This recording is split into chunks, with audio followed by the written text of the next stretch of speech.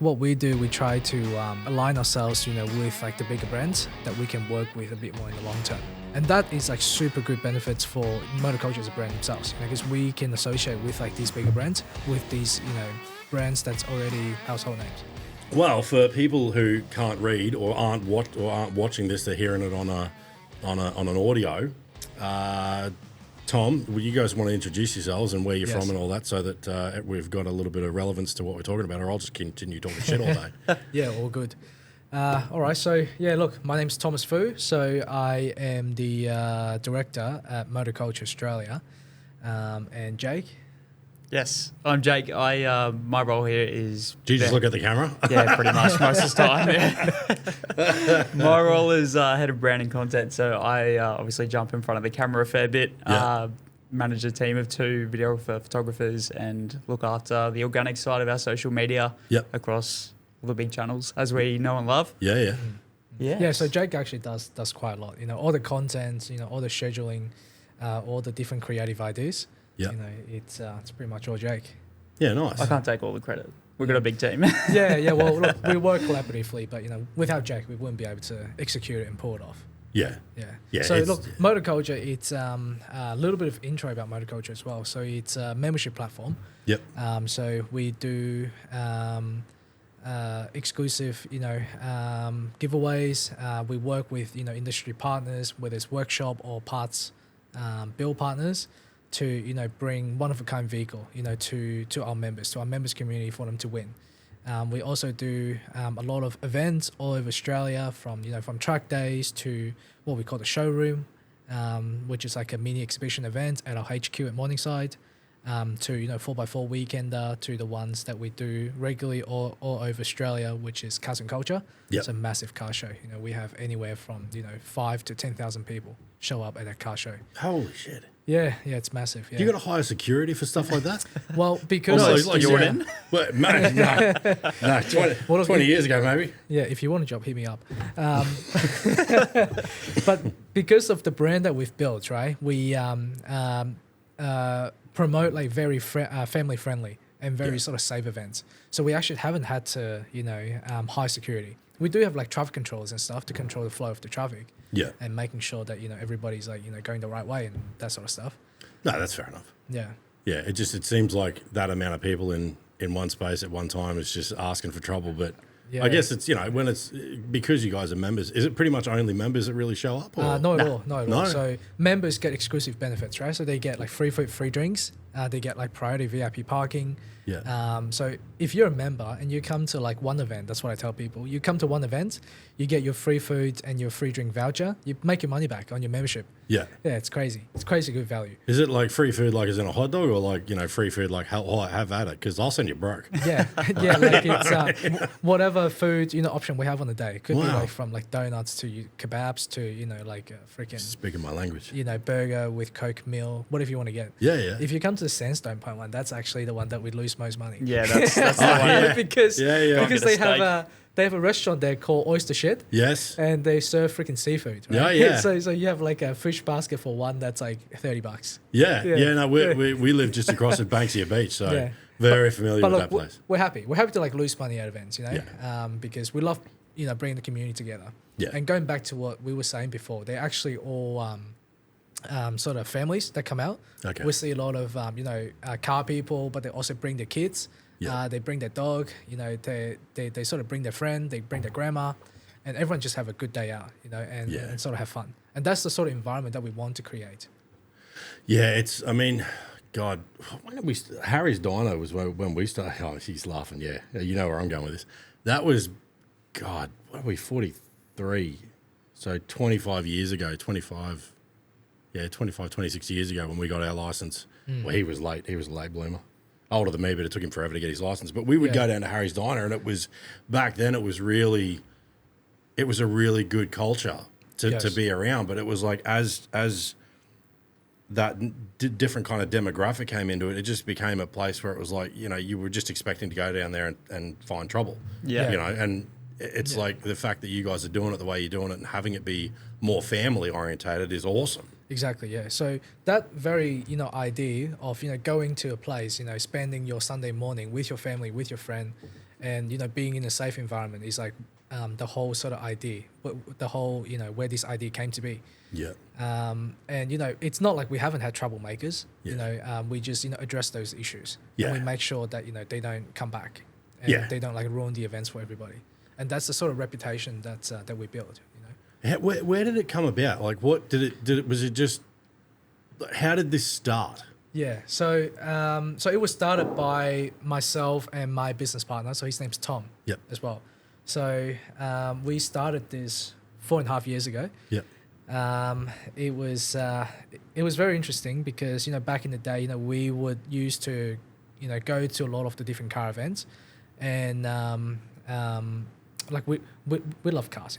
We were young, and we go to this all sorts of different car events, and we would see people doing the wrong thing at these events. You would have like Commodores and Falcons and ripping skids at the front gate. Yeah. And when they're leaving up like a big trail of smokes. Yeah. Don't get me wrong, I love freaking Yeah. Holdens, right? I love HSVs. Yeah. But it's just certain type of people Yeah. that's doing the wrong thing, and the more it happens, the sort of more type of bad behavior that it attracts. Absolutely. Yeah. So- like attracts like. Exactly. I get Yeah. you. So like it's a lot better now, but like quite a few years ago, you would have these very negative connotation to car Yeah. events. So that's the thing that we really try to change, right? Yeah. We the whole original idea was just that we wanted to host events, but we wanted to host safe events that people can feel like they belong to. It's good energy, it's positive. You don't get judged if you have a different type of car than everybody else. You don't get judged if your car isn't as expensive as all the other ones, or isn't as Yeah. modified as all the other one. Yeah. That's the type of events that we want to create. So that's what we did, and we started to build like a monetization model behind it, and that's where the sort of membership model came in. Obviously, we took a lot of inspiration from overseas, even locally, Yeah. on how to sort of build out the model. Yeah. And giveaway was like a big component to help us sort of kickstart Yeah. the whole motorculture platform. Yeah. Right, so people sign up as a member with us. They get to interact, with us, to interact with this community of like-minded people, but also get a chance to win some pretty amazing prizes. Yeah. So we saw a really good uptake in membership signups, and it sort of just grew from there. Yeah. Yeah. I've always had like big plans to sort of turn it into like something a lot bigger. And Yeah. that's what I've sort of been doing in the past few years. Yeah. Yeah. So I went back and found because I like doing that. I'll go back to people's YouTube pages and find their first upload. Yes. And I think, it was about 4 and a bit years ago, whatever it was. I'm pretty sure it was an old Harley. Yeah, Was your first one. That was the very first giveaway that we did. It was a Harley Nightstar. I still Yeah. remember it because I picked it up from I think it was like Sunshine Coast, and I rode it back in the rain. I remember it. Yeah. That's I haven't dedication. I haven't even heard that one before. I know. Yeah, there you go. Fresh There we content for go. you, Jake. What's okay, so because it's obviously the last few years there's been a bit of a growth in that industry of memberships and giveaways and whatnot else. Yes. Like going back through some of the stuff that you guys have given away, it's there's some pretty serious gear in there, like that, especially Yeah. that TRX. Like, come Yeah. on, Yeah. I did. Like, what bring do we a got? USB. What do we got to do to rig that? I did bring a Hey? little USB to show you a couple there you go, yeah, all of right. things. So You want to throw this in, Shawnee? yeah, sweet.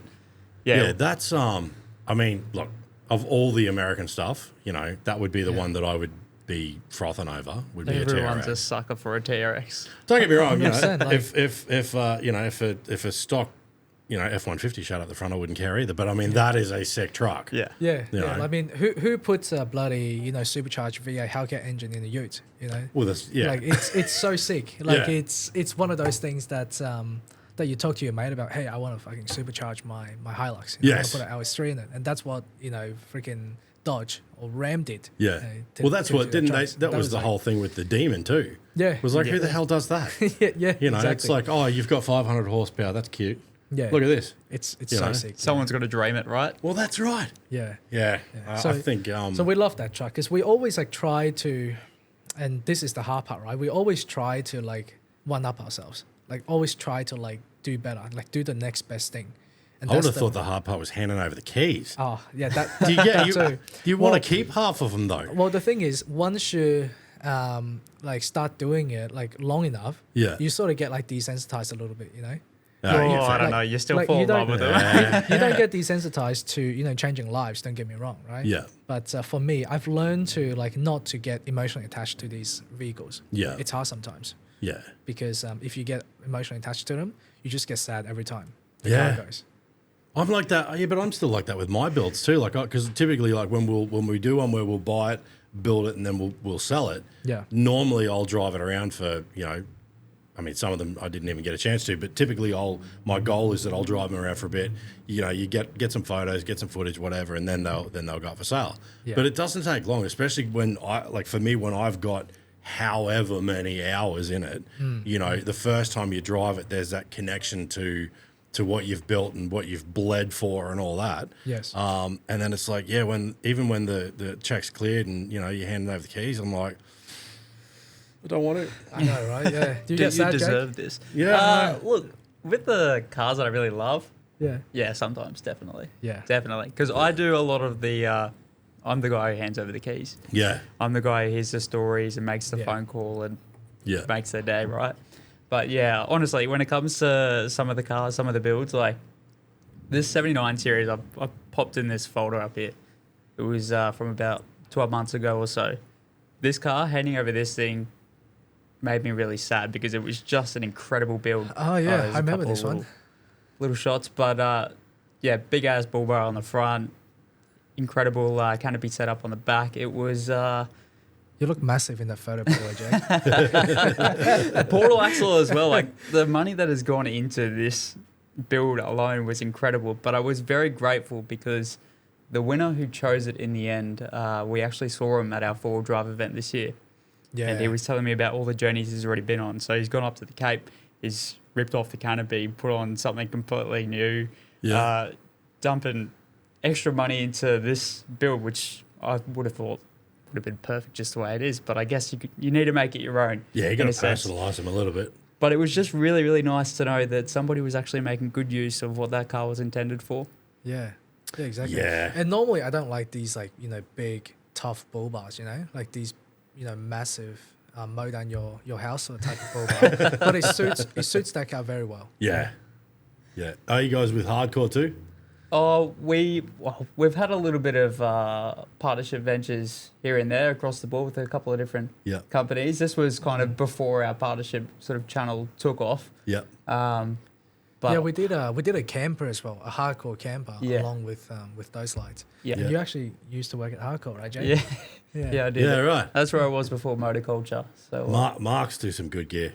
We had not that anybody that's watching this can even see what I'm looking at, but the GQ on the wall, the far left black one, that was I think yeah. like the first chop that we did, and that was like we had 4 individual HSV seats in it, and chopped and LS swapped, and that was all with the Marks adapters gear. yeah. Nice. It's good. It's good gear. Nice. Yeah, that's mint. But Yeah. man, even like we've had some pretty insane stuff come through the doors. Like very recently, we had that MAXTRAX Hilux built through Superior Engineering. Yep. We went back and forth, did a full build video on that with Superior, Yes. Meredith Metalworks as well. Got it all freshly painted, and that was quite the journey, wasn't it? That paint job was next level. So Yeah. we took stock Hilux, and we decided to paint the whole thing candy apple red. Yeah. Right. Okay. Yeah, because we wanted something special, and they don't come in red, unfortunately. So Did you at least start with a nice base like a silver, so half your job was done, or what did you start with? we started with white. Well, that's We started with white. We stripped everything back, and it was a massive job. It was it turned out like super beautiful. So Oh, I don't doubt it. Yeah, I mean, candy apple red. That's a was- beautiful color. yeah, it was a big challenge because Superior had to get the kits, like the wide body kit and the suspension kit, everything sorted first, like fitted first. Yeah. And then we had to take it to the painter to get it painted. But there was like a bunch of muck around because it's like we couldn't paint the parts first and then fit them.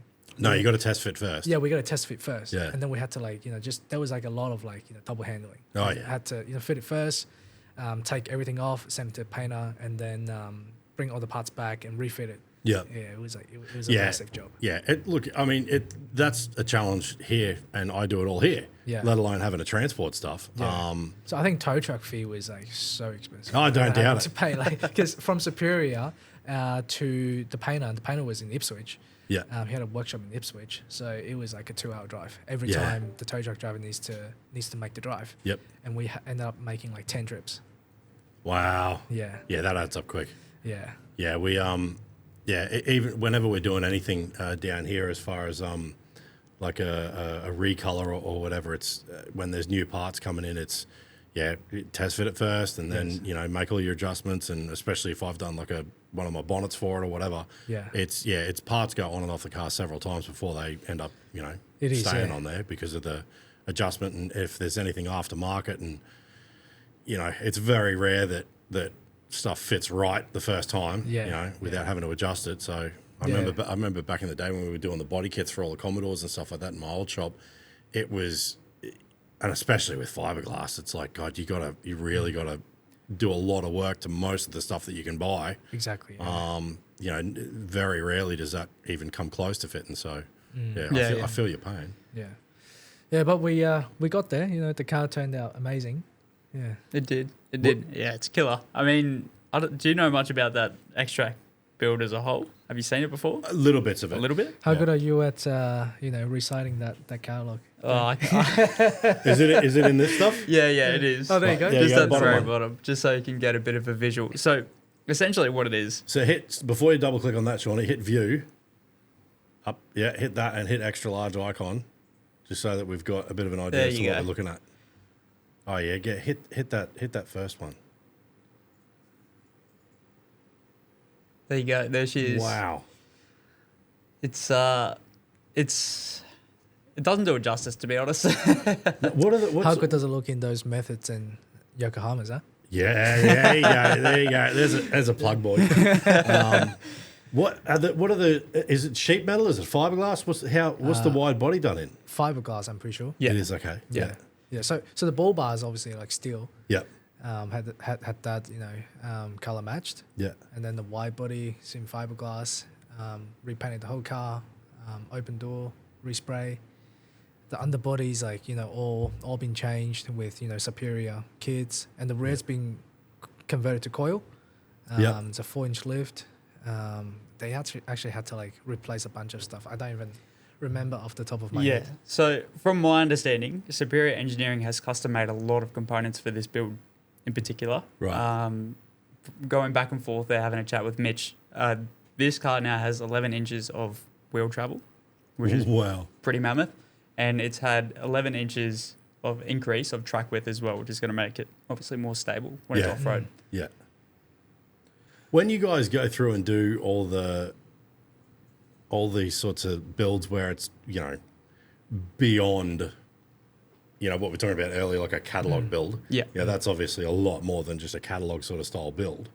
How far ahead do you sort of have to plan for this? Do you start talking about it as a giveaway before you start building them, or do you wait till you get a bit into it? Or for massive builds like this took probably, how long did it take? Like 3-4 months? Yeah, it took a few months. 3-4 months of That's- actual build time. that's still pretty quick. Yeah, it's actually super quick. Like we've got a 79 series that's been in the build for like 2 years. Yeah, a little while. 2 years. A little while. Yeah. We had a couple of bad runs with some other workshops. So Right.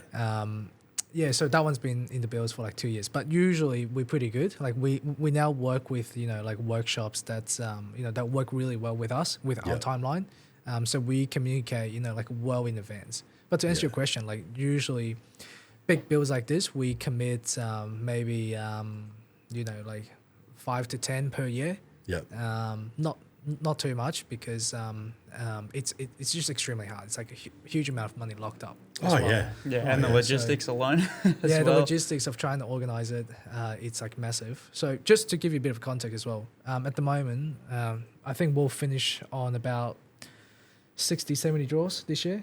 I think it'll be about 60. I think we're at the 60 60 mark at the moment. Yeah. So just for context, Yeah. we do about 60 draws a year. So that's on average, over one a week.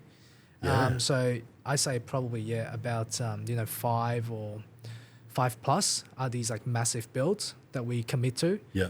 Everything else, it's your sort of your more standardized sort of approach. Your suspension, your wheels, tires, your bull bar, Yeah. and no like custom fabrication like this. Yeah, Just because yeah. custom fabrication is like Yeah. you can't really put a timeline on it. You know what I mean? No, I Someone agree. can say like 3 months, could blow out to 4 months, could blow out to 5 months. There's nothing you can do to sort of put an extra rush on it. No, and it's like anything else, especially, I mean, not so much with the newer stuff, but like that 79 that we're building now, like that was, because I've never been a fan of alley welding. Yeah. And I had an alley guy come out because we had to modify that tray and get rid of the old tie-down rails and, put a big L-shaped section there to fill it. But I'm a stubborn prick, so, after getting let down about 4 or 5 times, whatever it was, for this guy to come out, I was just like, right, fuck it, I'm going to go buy a welder and learn. Yeah. And I just went straight onto YouTube, and I'm like, right, yeah, okay, cool. Because if I can see it, I can usually get my hands to do it. Yes. But if I read a page, I've got no idea what I've read. So I just went and bought the welder, set it up, and got a heap of alley scrap, and went through and spent about probably 20 minutes and went, yeah, no, I'm sweet. All right, cool. Just got it done. Nice, so it's like, nice. it's one of those things where, like I tell them, guys that I've had working for me or whatever, it's like, you don't need to know everything, but you need to know enough to work it out. Yeah. And I find that, if you've got a passion in something and a genuine interest in it, you pick it up pretty quick anyway. Yeah.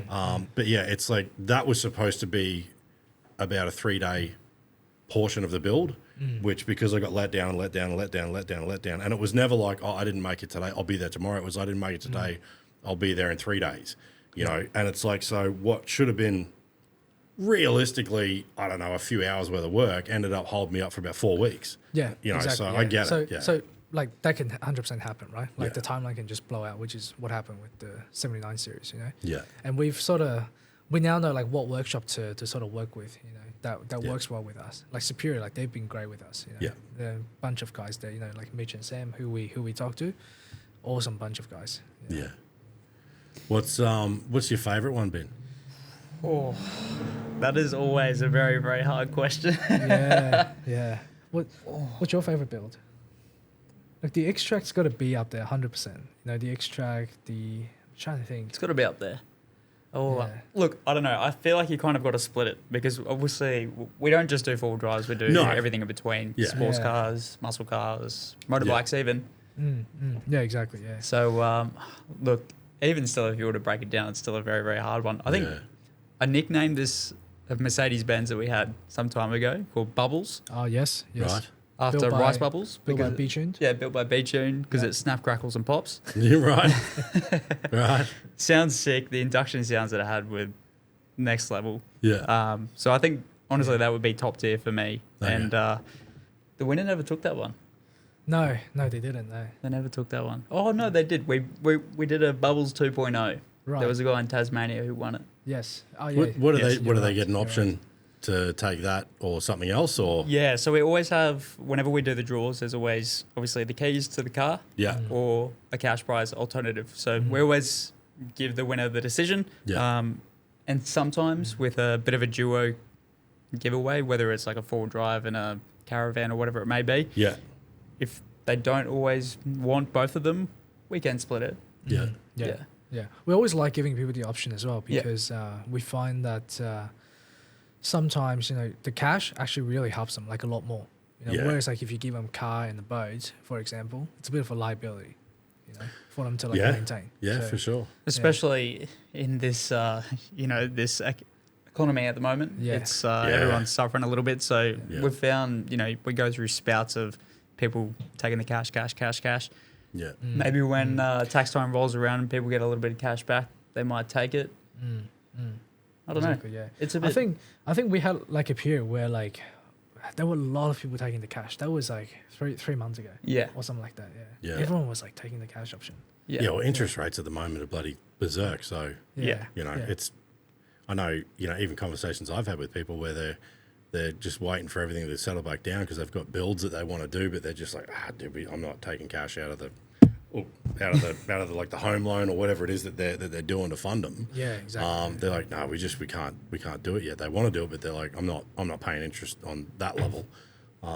Even like, my sister's got a property, and like I think her repayments over the last few years have basically they're double where they started, which is just Exactly, it's nuts. Yeah, it is. It is. I get the whole cash thing. Yeah. What do you do with them though if they don't take them? And do they go up again, or you're like, fuck it, we get to keep it? Well, that has happened once or twice, hasn't it? Yeah. Well, look, we like the really iconic builds that we spend like a huge amount of effort on. Yeah. We will keep them. But we can't like keep every single car because otherwise we have a freaking warehouse full. Yeah, we need a bigger one. Freaking car. So sometimes we're like forced to move them on. And just sell them.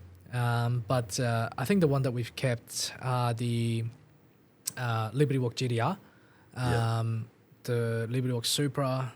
I think that and the M4 and M4 competition built by B-Tune as well. Okay. I think that's all we kept. Well, yeah, I think that was about it. Oh no, we had that Raptor as well. Which one? The white one. Yeah. Yeah. So we had a pretty. And then we did a bunch of. We put all the partner parts onto it. Yeah. So it's like not even recognizable from when we gave it away. Yeah. So we only kept. Yeah, those are the only cars that we kept. Everything else we just as soon as the winner takes the cash. If it's a car that is like has a lot of like popularity, then we'll do it again. Usually as like a one day. Yeah. Okay. Like a one day draw, and that gets quite popular. It gives people like it drives a lot of I guess call to actions. Yeah, there's a lot of one intensity behind that. It's like 24 hours. Yeah, 24 hours only one day. This is your like last chance to get in. Yeah. And win it. And then after that, we just sell it. Like we don't usually run it for more than twice because we like to keep things fresh. Yeah, for sure. We That like makes to sense. pump out like new content, new builds, keep people excited. Yeah. That's wicked.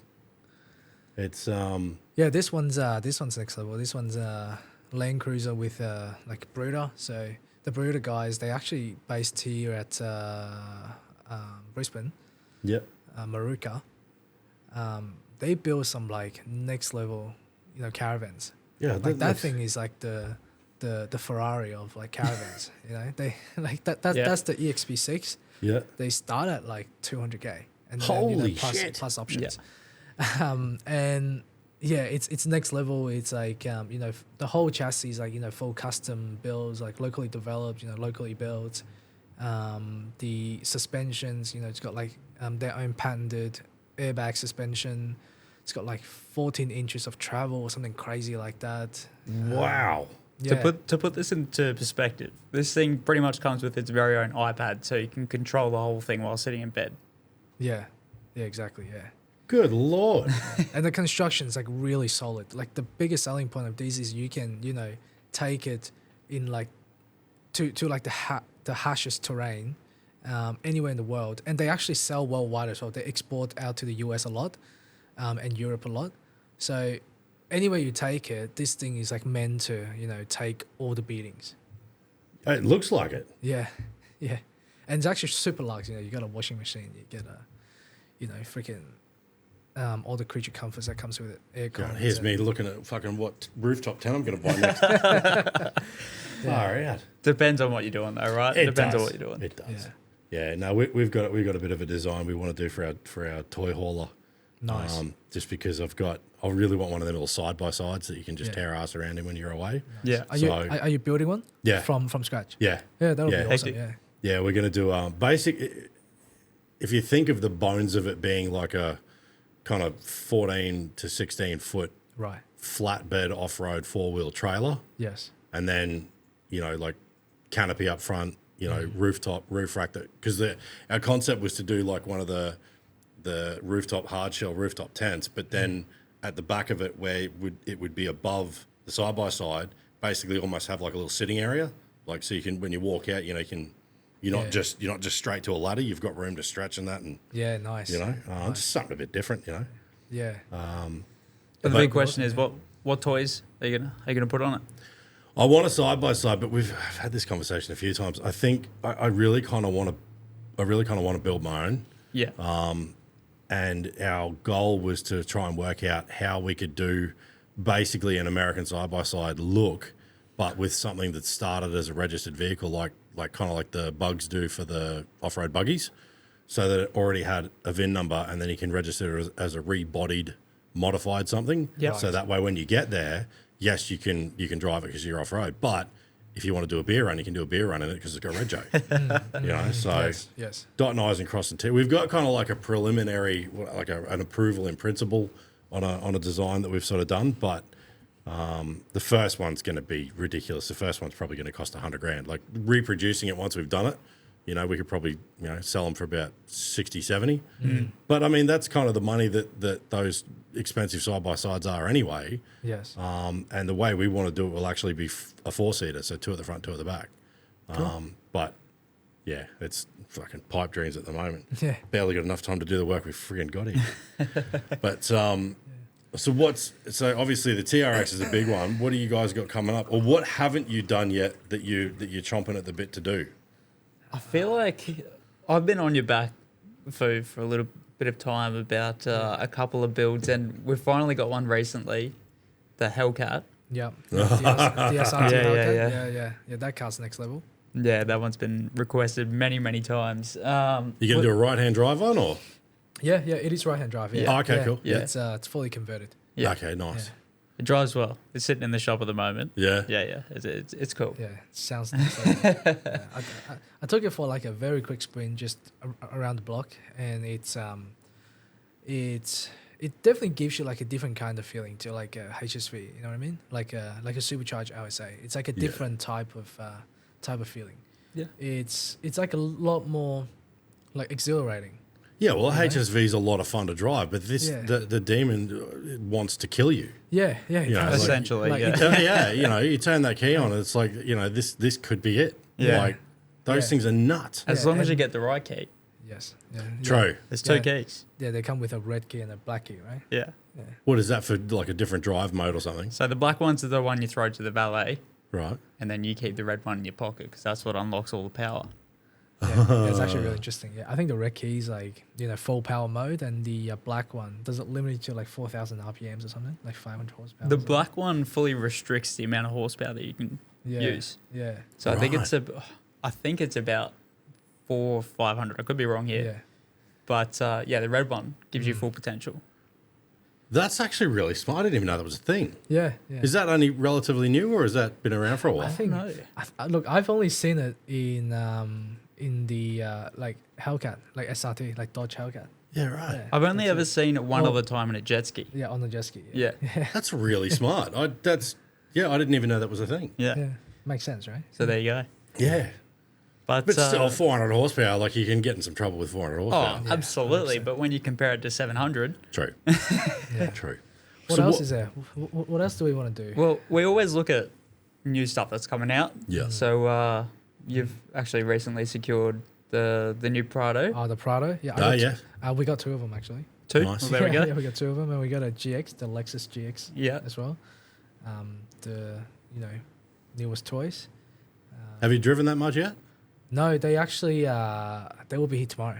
Okay. Yeah, 'cause Because Barney just bought one, didn't he? He said he loved it. Which one? Yeah, The- the new Prado. Oh, yeah. Yeah. Yeah, Barney said he just bought one. yeah, cool. Yeah, no, he reckons it's great. I'm Yeah. excited for it. Well, I'm we really we excited. stir him up because it's it's like the retarded cousin of the proper cruiser, but, Yeah, but yeah. they're a good rig. Yeah. Look, I had my kid's mum had a stock one from God, I don't know, like 08 or something like that. The 150 series. Yeah. Stock wheels, stock suspension, stock tires, everything, and they had a girls' day over at Fraser. Yeah. And they were just driving past people getting bogged on the beach, like left, right, and centre. It just kept going. Yeah. It's like you can't fault them. Like they're pretty capable. Yeah. Yeah, and there's like a huge amount of buzz around them, right? Like Yeah. wait list is like 12 months. So like that's what we do.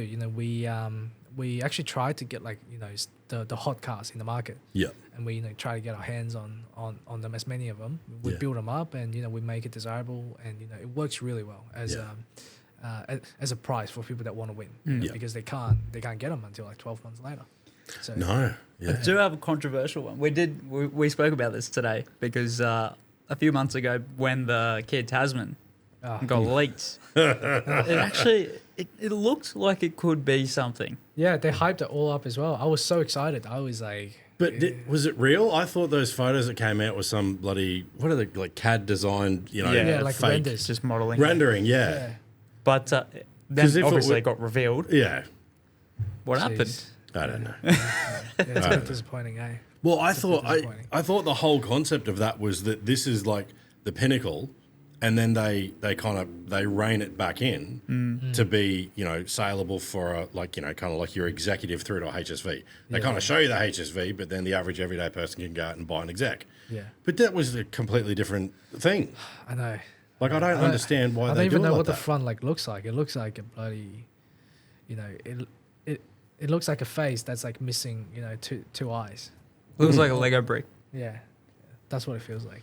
Yeah. So my huge flavour. disappointment there, to be honest.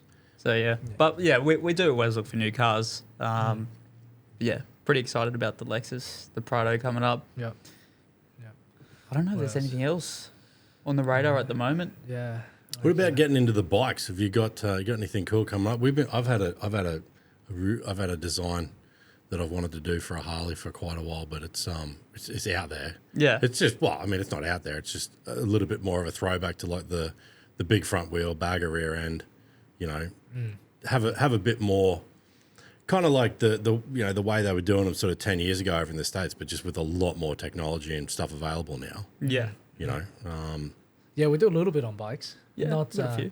not crazy. Yeah. We do a little bit of Harley, a little bit of adventure bikes. Yeah.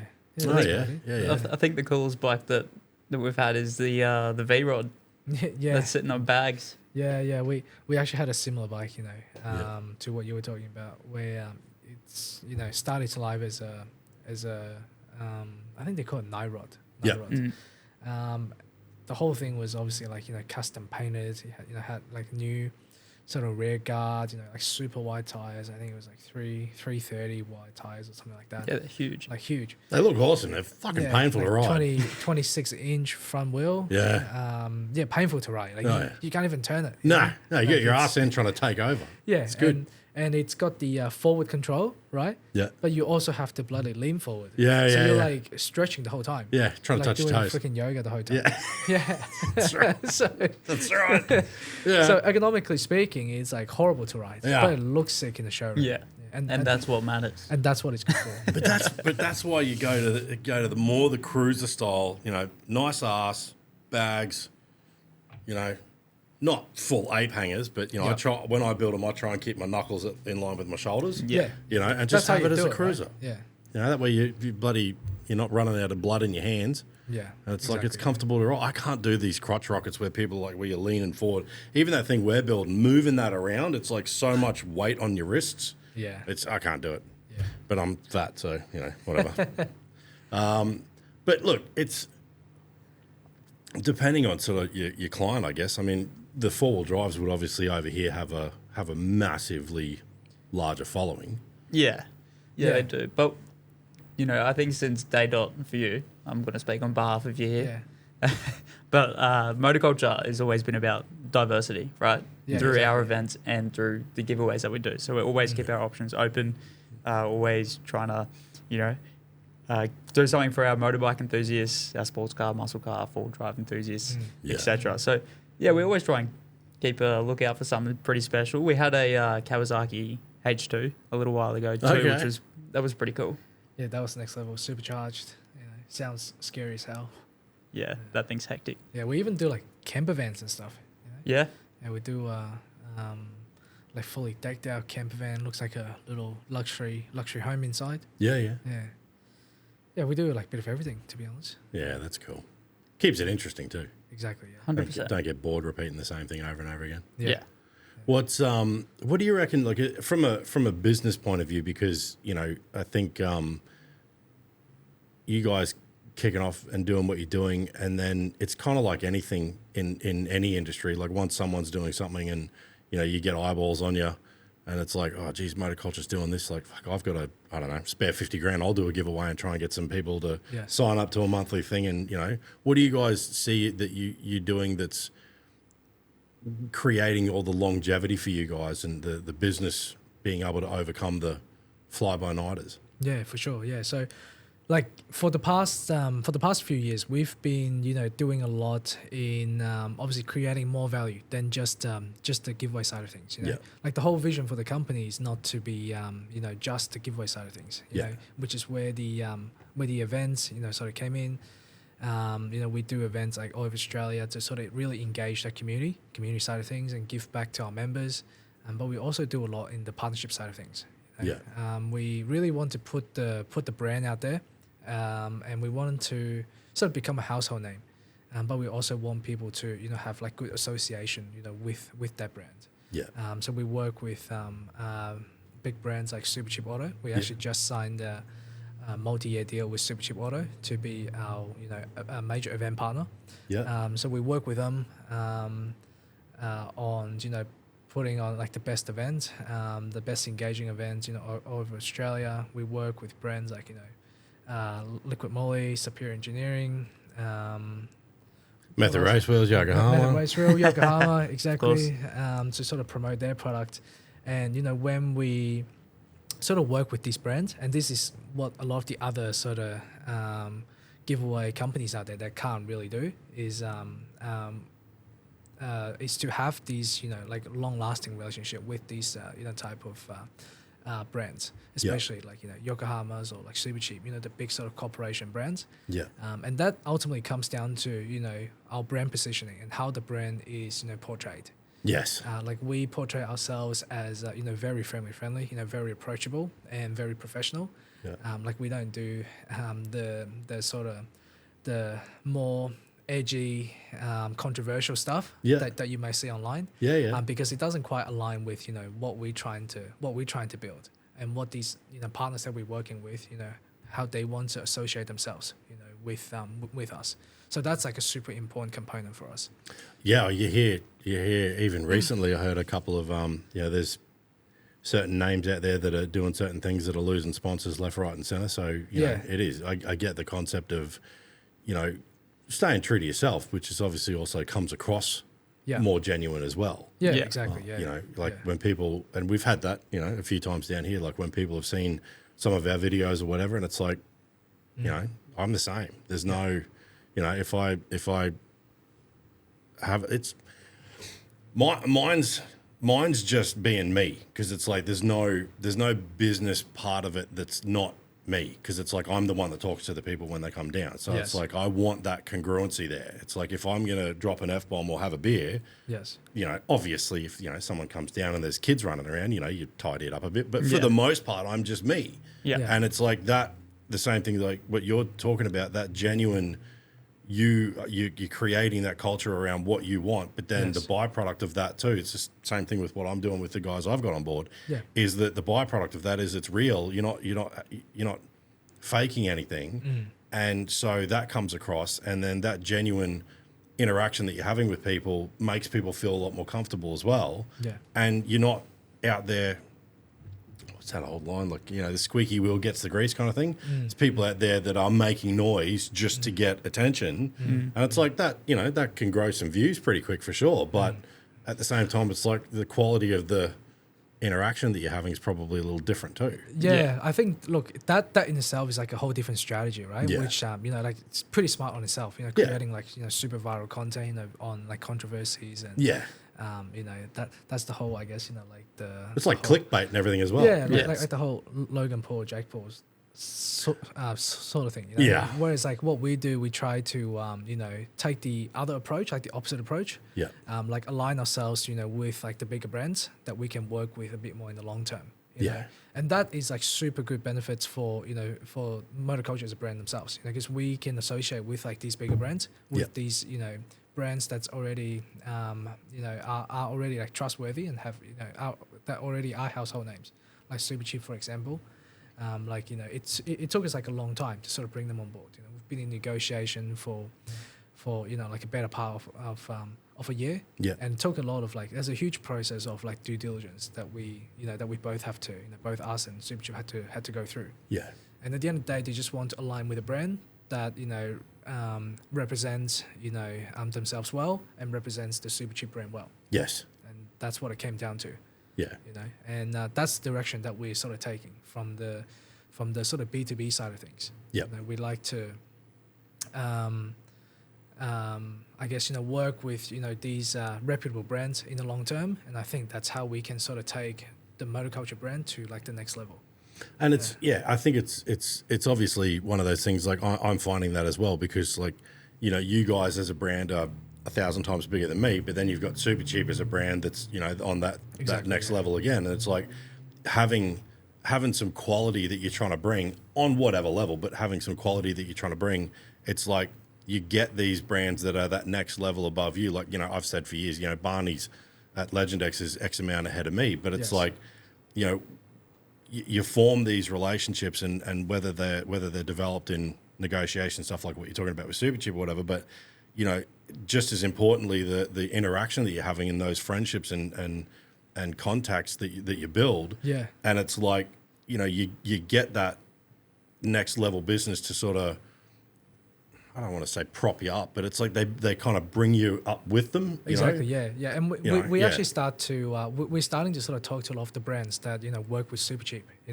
because they obviously being the automotive retailer, they work with heaps of different brands to be stocked at the Supercheap store. Yeah. So there's like opportunity for like a huge amount of connection, and we're already making a lot of these connections.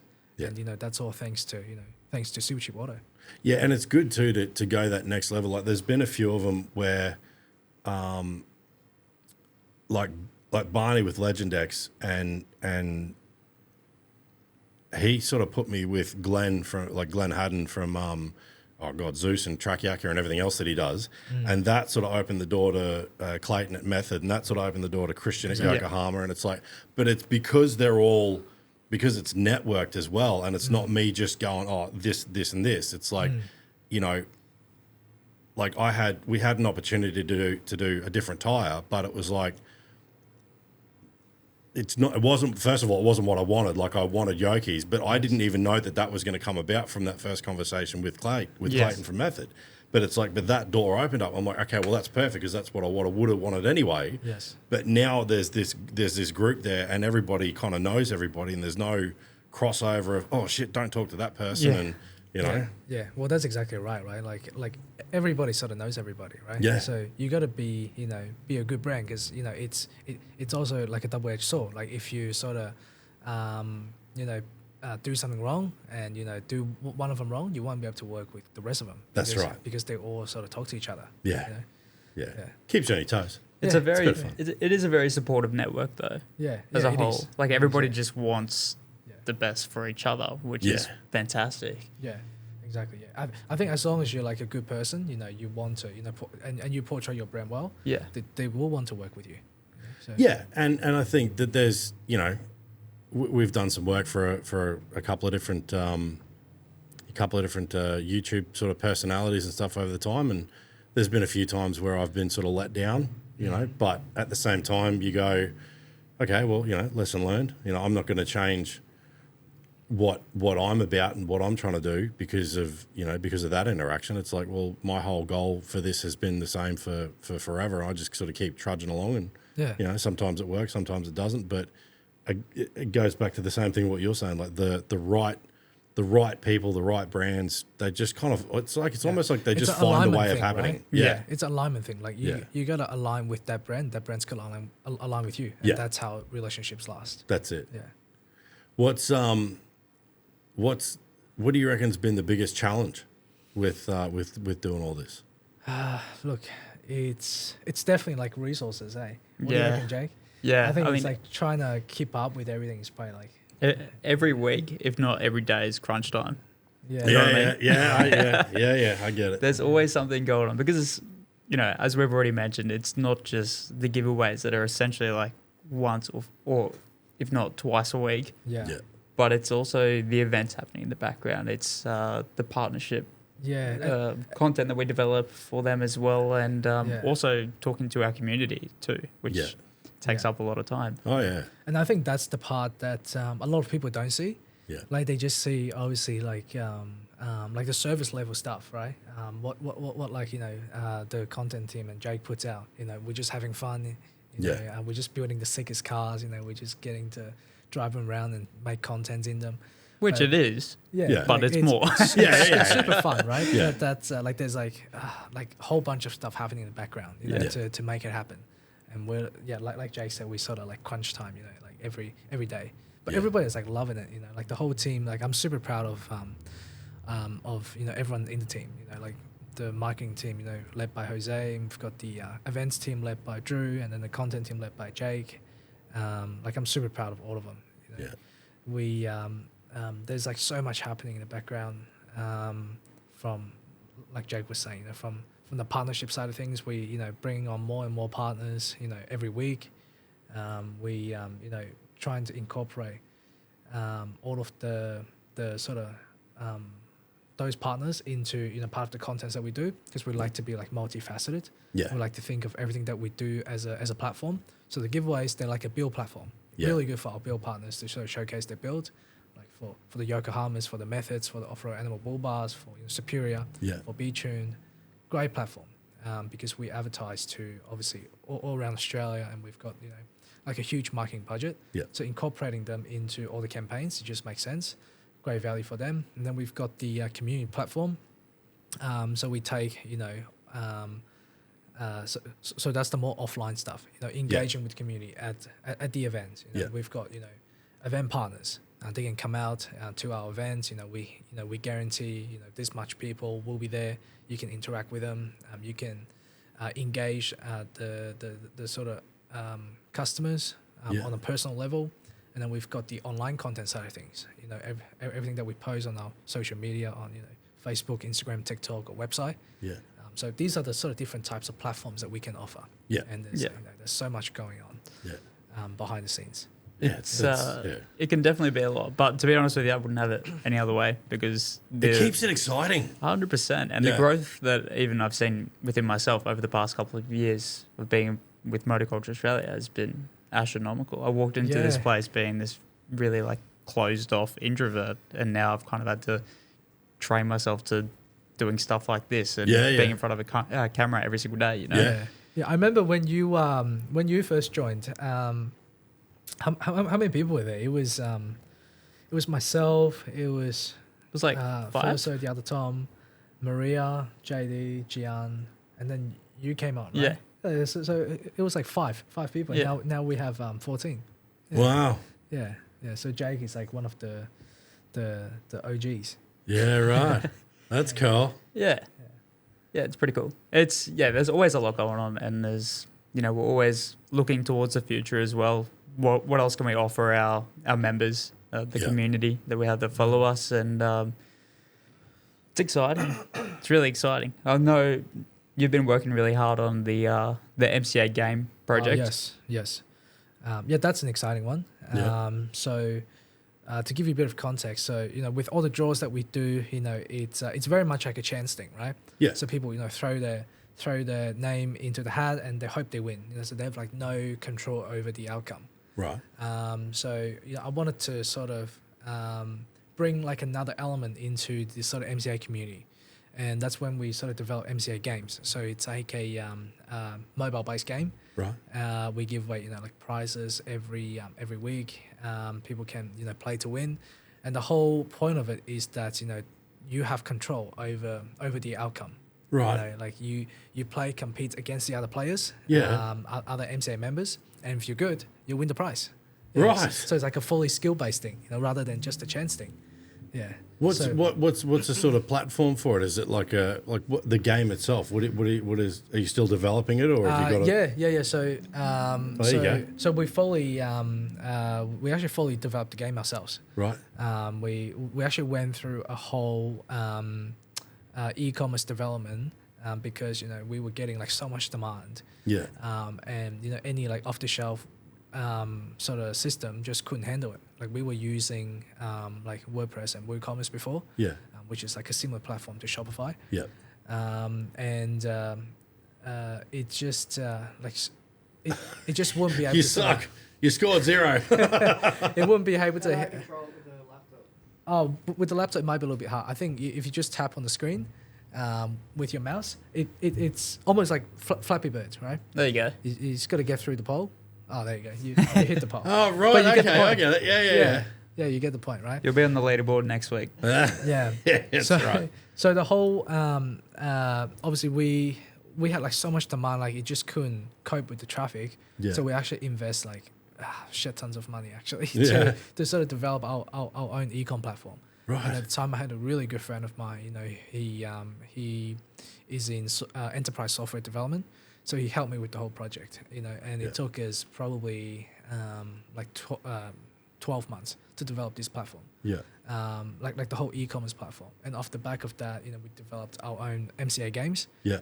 That we can now introduce to members and, you know, give them additional values. Yeah. Yeah. That's heaps cool. Yeah, so there are heaps of like different things that we try to do. You know, not only just the builds, not only growing our partnership channel, and the partnership channel didn't exist, you know, 2 years ago. Yeah. You know, we built that like from scratch. You know, with a really good friend of mine, Maria. She used to be the general manager. She's now scaled back a lot more because she's you know, a great entrepreneur herself. Yeah. So, you know, she kickstarted that, and she still works, you know, very closely in the business to help us scale that. So there are heaps of sort of different, I guess, directions that, you know, that we're taking. Yeah, It's just so resources. It's it literally just, you know, time resources. Yeah. Time resources, like how much, like it comes down to a prioritization thing now. You know, should we prioritize on this, or should we prioritize on that or that? Yeah, I think it does to a degree. Once you hit a certain point, from my understanding of it, once you hit a certain point in business, it just becomes a game. Yeah. It's like, you know the bills are paid. You know everything's ticking over. It's all good. It's like, now it's fun. Yeah. You know, and okay, you got to manage it. But there's also the element of to sort of really propel the business to the next level. Yeah. Right. You got to take a risk. Yeah. And if you make the wrong move, it can set you back. Oh yeah. Like a couple of years before you can take another risky move Yeah. that could potentially propel the business to another level. Yeah, we went through that here. I had multiple guys here at one point, and got to the end of 2022 and was just like, nah, this is fucked. I shut the doors in 2022. I was like, come back 2023 and I'll do it, get back to my way, and how I want things done, and the quality of the work, and like all that sort of stuff. And I think I did probably like 18 months, just me. Yeah. But like I'm pointing for people that aren't looking. I'm pointing at the wall again of the builds. But there's the grey 80 up there, which is chopped. Yeah. Like that. There was one. That was the first one that I did back on my own. So that was every nut and bolt, paint, panel, accessories, everything. Just me. Just these two hands. All heart and soul. Yeah, but that was also me proving it to myself, you know, because you hear whispers and you're like, oh, yeah, I bet he won't be able to do it on his own. I'm like, fuck, I taught you how you did your shit. So that was a bit of a thing for me to go, you know, right, can I do it? It's one of those things, you know, you after a while of not being on the tools as much, you kind of got to dive back in. I remember when I hadn't tinted for a while, because tinting was where I started, but I remember when I hadn't tinted for a while and I opened this, I went back to the basics in 2017 and just started with the window tinting and vehicle protection stuff. Yes. And I think the first time I took the door card off, cut all my templates, did all my stuff. The first, laid the film, squeegee the top edge. The first time I raised the blade up to cut the top edge, I just went to jelly. What's going on here? Go up again, and it just was like, I don't know what the hell was going on. It was nerves or what, but it was like, I hadn't tinted in it in maybe a couple of years. Yeah. And I was like, everything was firing the wrong way, and I couldn't get my hand to grab my wrist. And right. I knew how to do what I was doing, but it was weird. So Your body was saying no. yeah, I threw myself in the deep end with that one. But and it's like, it was funny because for the couple of years prior, I'd been trying to kind of develop this, and I had a lot of contacts for it, and had a lot of people going, yeah, no, we'll do it. Sounds awesome. Yes. And it was like, I just kept hitting this brick wall. It was like the universe going, not yet, not yet, not yet. And then I kind of went into 2023, reset everything. And the last sort of, I don't know, couple of months of 2023, it was like, all right, I feel refreshed. I feel good. I feel like, you know, everything's moving in the right direction. And as soon as I started trying to put this together, it just happened. You know, the layout changed. The people wanted to be involved. You know, we're like, yeah, fuck yeah, we're still keen. Yes. You know, this all started to develop really, really quickly. Nice. And Yeah, it was, I see you got some pretty good brands on there. look, it's been a lot of fun. I mean, Barney from Legendex was really instrumental in a lot of stuff. Brad, that used to own MAXTRAX, Yes. that on the wall, that 1943 Jeep Willys, we were the ones that did the body off resto for him. Oh, true. Yeah, and I mean, like, he could have gone anywhere. Yeah. But we did that, and you know, there's been some people on there. Raptor I've been using for forever, but yeah, there's been a couple of people on there that have been, you know, with me. You know, Dan that owns Fox Finance, like, you know, like I knew Dan. I've known Dan for 20 years. You know, like, there's been some people that have been with me the whole time, but that's introduced other people, and Yeah. that's then conversations happen. But then there's been some random ones, like meeting you guys. Yeah, how was that? I know. For anybody that doesn't know what we're talking about, out in the workshop, I've got a kind of wall of stuff, like collectibles, and I think it was the Budweiser light up sign. Yeah. Yeah. And just kind of randomly come past one day. I was like, holy shit, it's Motoculture Australia. Start that conversation, and then, yeah, because it's like you aren't exactly 5 minutes down the road. No.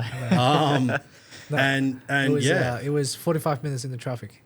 there you go. There you go. It's Yeah. I think Ruben's still got the worst run. His was like 3 hours to come down from DMW. Oh, that's Yeah. killer. And we killed some beers that day. I think we filled the bucket twice. I think that's due. Yeah. It's it's been awesome. There's some really good, you know, Clayton from Method has been amazing with some of the people he's introduced me to. Yeah, it's awesome. Yeah. It's So that how's network. how's 2024 now? Yeah, we're sort of closing, you know, 2024. So how's it been since you know, 2023? I think you said you got back into it in 2023, right? Yeah, I kind of did a reset in 2020, the beginning of 2023. I came back and just went like, all right, start fresh. I literally, like you said, you know, made some bad decisions, you know, 2021, 2022. Yes. I'm lucky in the fact that we don't have any debt. We don't have lines of credit. We don't have accounts. Like, if we order something, we pay for it. You know, I don't even have Yeah. credit cards. It's like everything that's here is owned. Yeah. So from that point of view, it was like, you know, I think I might have been, you know, near on busting my ass at the end of 2022, but Yes. 2023, at least I went like, all right, fresh start. What are we going to do? And I just went back to being on the tools and really sort of enjoying the work again. It sort of just gave me a bit of a fresh look at that. But then it got to the end of 2023, and it was like, it was November where I started putting this a little bit together. Yes. You know, we had the room and all this sort of started to come about, and I was like, moving everything forward. It's like, all right, 2024 is shaping up really good. So I was like, okay, you know, I don't want to, but fuck it, I better quit smoking. So I did. Nice. Yeah, so November. So this month, November. It's been 12 months since I had a smoke. yeah, it's awesome. Well done. Congrats. Not happy about it. Needed to be done, but Yes, dude, I used to yeah. love smoking. I don't know. It's one of those things. It was like, it was. Well, look, it's a good habit, you know. So it's it's a good habit. to not smoke. To not smoke, to not right. smoke. I should finish the sentence. Yeah. Look, it's, you know, it needed to be done. So the thing that came with that, though, is, and anybody that's been watching these since the beginning, it's like, you can tell I quit smoking because I found some of the weight I'd lost. Because you know, getting off the smokes, it's like, oh, the appetite sort of went up a little bit. Yeah. But anyway, it is what it is. One challenge at a time. But you know, this year's been awesome. Like, we've filmed 4 of the Build series episodes. Nice. This is the 22nd episode. We think we'll film, and we've got another 2 or 3 for this year. Yeah, that's awesome. We've got Mad Matt next week, which will be cool. He's a character. Nice. We've got a couple of other people that we're talking to try and round out the year. Sweet. So no, it's been awesome. But 2025 is shaping up to be pretty cool. We've got everybody that was on board has wanted to go again, which has been really cool. And the only thing that we're looking at now is the concept of doing that little bit of a shift from being a little bit more showroom and destination location kind of stuff. Yes. And a little bit less of the daily workshop stuff, and have the workshop be a little bit more focused on the one-offs. Yeah. Not the sort of, not so much of like the underbodies, tub liners, stuff like that, and just do the builds.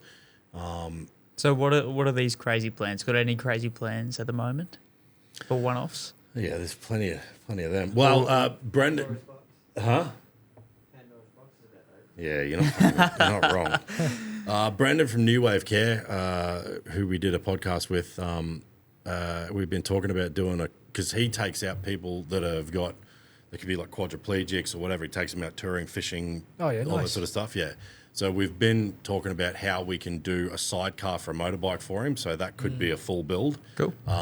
Which would then allow someone that, loves bikes but can't ride anymore to sort of get that experience again. Yeah. Yeah, awesome. I've bought the plates now, so nobody can take it. So a lot of the boys in the industry have named their cars. So like Shauno on 24/7, he's got a cut in half 60 series, which is the Dirty 30. Yes. And then Sammy Young had the cut in half 80, which was the Naughty 40. Yeah. So one of my builds next year, we're going to do a V800 series and cut it in half, and we called it the Shifty 50. Oh, that's good. Nice. So I bought the plates because it was like I let that out in one episode, and he's like, some prick's going to go and buy them plates now.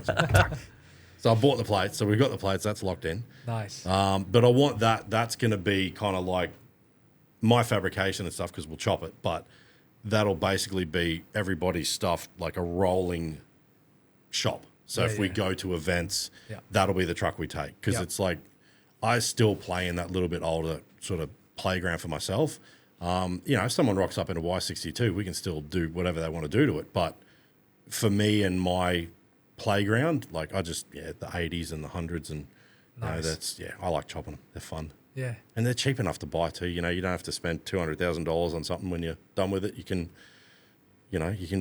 like that 80 series that we're building. That's probably 60, 70 grand. Yeah. But it's brand new. Every nut and bolt's brand new. And, it's tray, canopy, chop, like all the gear, pretty much everybody up there, it's their stuff. And it's like, that'll be a quarter of a new 79. Don't get me wrong. Yeah.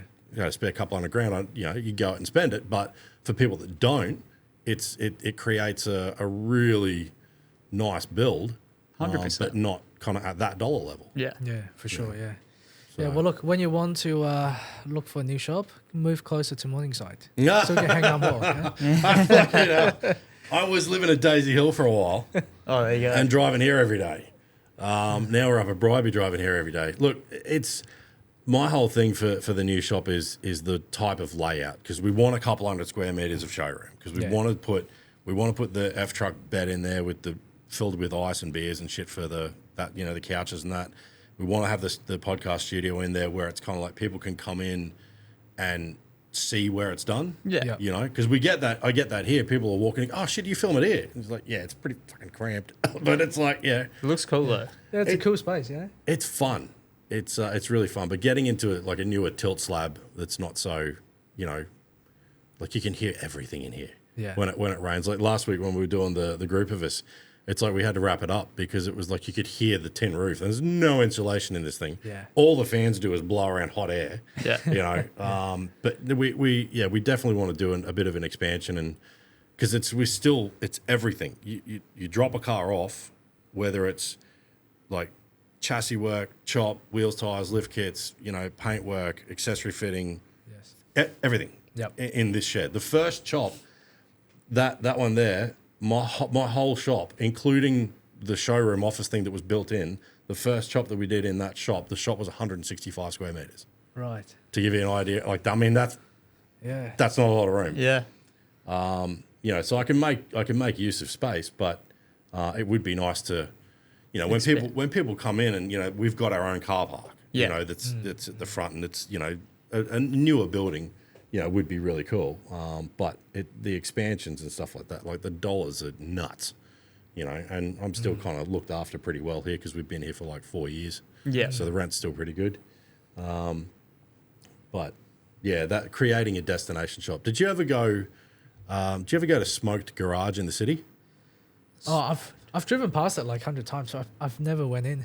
about it They was build motorcycles, right? Like they custom, used to. custom Yeah, motorcycles. they're pretty much just an event place now. They do like weddings and shit, Yeah, but it's all like right. automotive themed. So they Yeah, don't right. build bikes anymore. I don't think so. Yeah, right. Before I opened this shop, I went in and did a bit of work for him. I think I spent a week there and I built like a couple of motorcycle tanks and some other bits and pieces and helped him out. And it kind of was enough for me to get the bug to go, no, I got to go and do this again. Yes. And pardon me, their showroom was like this old building in it's kind of like the valley. Yeah. But it was like the floor was all like, it was almost like train track sleepers. It was all wood, all exposed framework. They had a barber shop there, they had the coffee shop there. Because we want to do like the Wildside Bar and Grill. Yeah, yeah. If we can't get a liquor license, the Wildside Cafe. Yeah. Yeah. But then we found out that if you don't charge for the alcohol, you don't need a liquor license. It can be complimentary. There you go. That's what I was like, hey, man, where there's a will, there's a way. But yeah, no, we've got, and doing something like it's the same kind of thing like with the tattoo stuff. Like you guys look pretty clean, but like I don't mind a bit of ink. Yeah, maybe I'll come for my first one. There you go. But what we wanted to do is go like, all right, well, tattoo. We don't want to be a tattoo shop. Yeah. We're a custom shop. Yeah. Right, or a custom sort of venue. But you customize your truck, customize your bike, because you've seen like I build bikes and stuff, build like gas tanks and whatever else.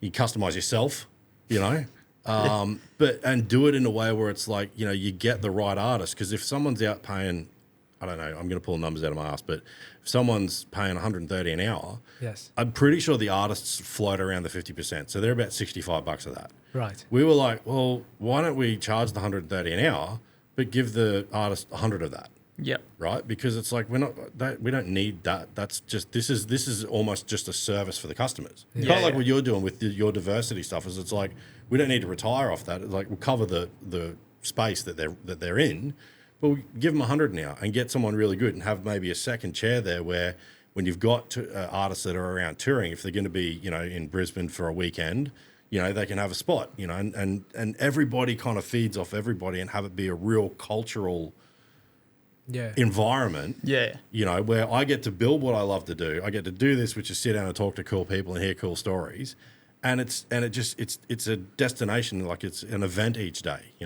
That's interesting. That's the idea. Does that mean when you have the tattoo studio, whenever someone's like doing a podcast, they can technically be getting a tattoo done as well? I don't know how the mics won't like that at all. In the background, especially when they go over bits like that and they're hitting. It's like a nice little and then it hits bone. And it goes. Sounds like you're digging to China. But no, it's the concept would be that it's all in one place, and it's like it almost turns into, and we also build cool shit. Not just. Because this for me was always about, I didn't want this to have to rely on any kind of funding. I was like, well, as we can afford bits and pieces, we'll get them. And as we've gone through, we've upgraded bits and pieces, and there's been fun lessons learned with different types of cameras and all that sort of stuff. Yes. But yeah, the goal would be you could book in for a tattoo and get a service. Yeah. Which is awesome. Yeah. Where does that happen? That's what I mean.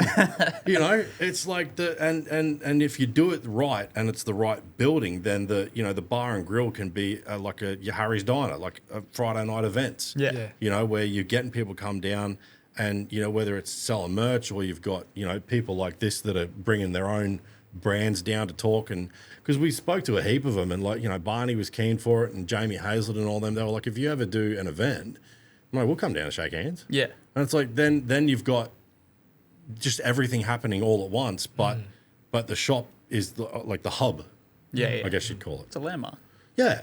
I don't really care where it is. It's more about the layout. Yeah. It's more about the right kind of frontage and car park to facilitate all that sort of stuff, which is, when you start dealing with those sorts of places, I mean, I'm sure you guys aren't, paying nickels and dimes where you are. Like, that's a pretty awesome spot you're in. Yeah, and and we like take advantage of it, right? Like we host events there, you know, like like you were saying, sort of make it into a hub. You know, we turn it into our HQ and we do our showroom. That's where we do that exhibition show I was telling you about. You know, The small water. we invite. Oh yeah, that'd be great. Thanks. We invite, you know, like cool car owners to you know come and you know display their cars. Yep. Thank you, mate. We do have a little video on And this. it's, yeah, we'll bring it up. Yeah, it's a cool place for us to sort of, you know, connect with, you know, these people. But it's a cool place for, you know, for our members, or even you don't even have to be a member. It's open to everybody. You know, come and just interact with the team, and it's a bit more of an intimate thing. You know. Yeah. The past couple has been, you know, growing quite a lot. We had like a couple thousand people there, Yeah. but it's Yeah, meant yeah. to be like, you know, 200 people, 500 people. You just come in and you chill and you say hi, you shake hands. You know. Yeah, that's the idea. I rephrase it when I talk to people. I say we quite literally turn our warehouse into a nightclub Yeah. You wanna without the drinks. knock a bit of volume out of that, buddy. That's really loud.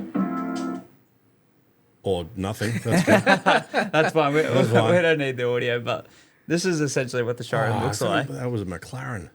Yeah. So Good Lord. we actually, you know, have cars that like cars that people don't normally see on the road. Like that was like the first Aston Martin Vantage, like the new Vantage. Yeah, yeah. We had like the Lamborghini SDO. We've had the Pista, and at nighttime, you know, we it's a twilight event, right? So we have like really cool lightings and this sort of stuff. We have like a few of our really good partners out there. you know, God, when was the last time you saw a cigarette logo on a car? Wow. Yeah. That's, yeah. And we got like racing sims as well. We've got Yeah. Maria on the mic there. You know, we got like DJ. We've got like big reveals and stuff like that. Yeah. Wow. Oh, the B-Tune boys. Yeah, the B-Trim boys. This McLaren 620R. That was the Harrop Supercharged 86 that we did. Yeah, I'm sitting there going, yeah, I like my 80s. But Yeah. but this is what we mean. The motorculture Australia is it's accepting of everyone. Like, Yeah, yeah, we want everyone to come to these events to showcase what your pride and joy is, Yeah. and that's what we're all about. Yeah, that's wicked. And that's why I think the cars and culture events that we have, they've grown from when I joined from big Yeah. to massive. Yeah. Yeah, exactly. Like yeah. this is That our was the Gold Coast one. That's the Carrera Stadium one. yeah. So we've transitioned to a small car park on the Gold Coast to a stadium venue, which is insane. Yeah, it's next level. I think. Oh, wow. I think we had. Yeah, we got all sorts of cars. We got like classics. We get like muscle, your HSVs, your Falcons. You know, like we're still welcome those. Don't get me wrong. I Yeah, freaking yeah. love those. We just don't allow, you know, skids. No, fair enough. We get like supercars, JDMs, Holdens, Euros, like everything. We have like everything at that event. We got like 4x4s as well. They park Yeah. on the side of the grass. Yeah. The last event we had at Sandstone Point, actually, we had the Unimog roll through. So we're trying to encourage a bit of a four-wheel drive sector, Yeah. but not everyone is into bringing it when there's all these other sorts of cars. But they're always welcome, of course. But yeah, we do have that four-wheel drive weekend that we Yeah. host once a year at the moment too.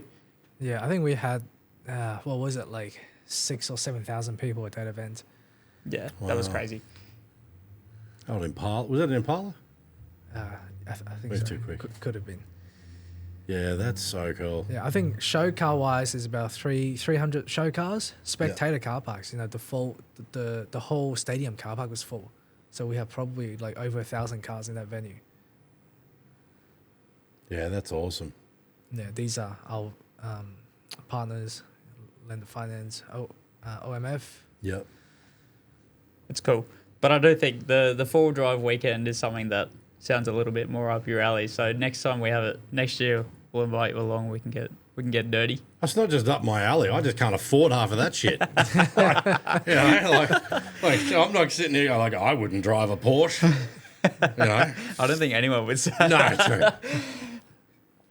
No, that's God, it's I don't know that there's been a single episode that I've gone through without saying this, but I need to take a fucking holiday. But this at least would be just a weekend.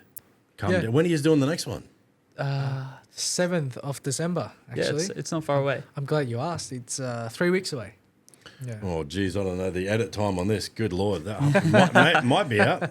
It might be out. We have these all the time, all across the country as well. Queensland, New South Wales, Victoria, South Australia, WA. Yeah. We're looking at doing track days across the board too.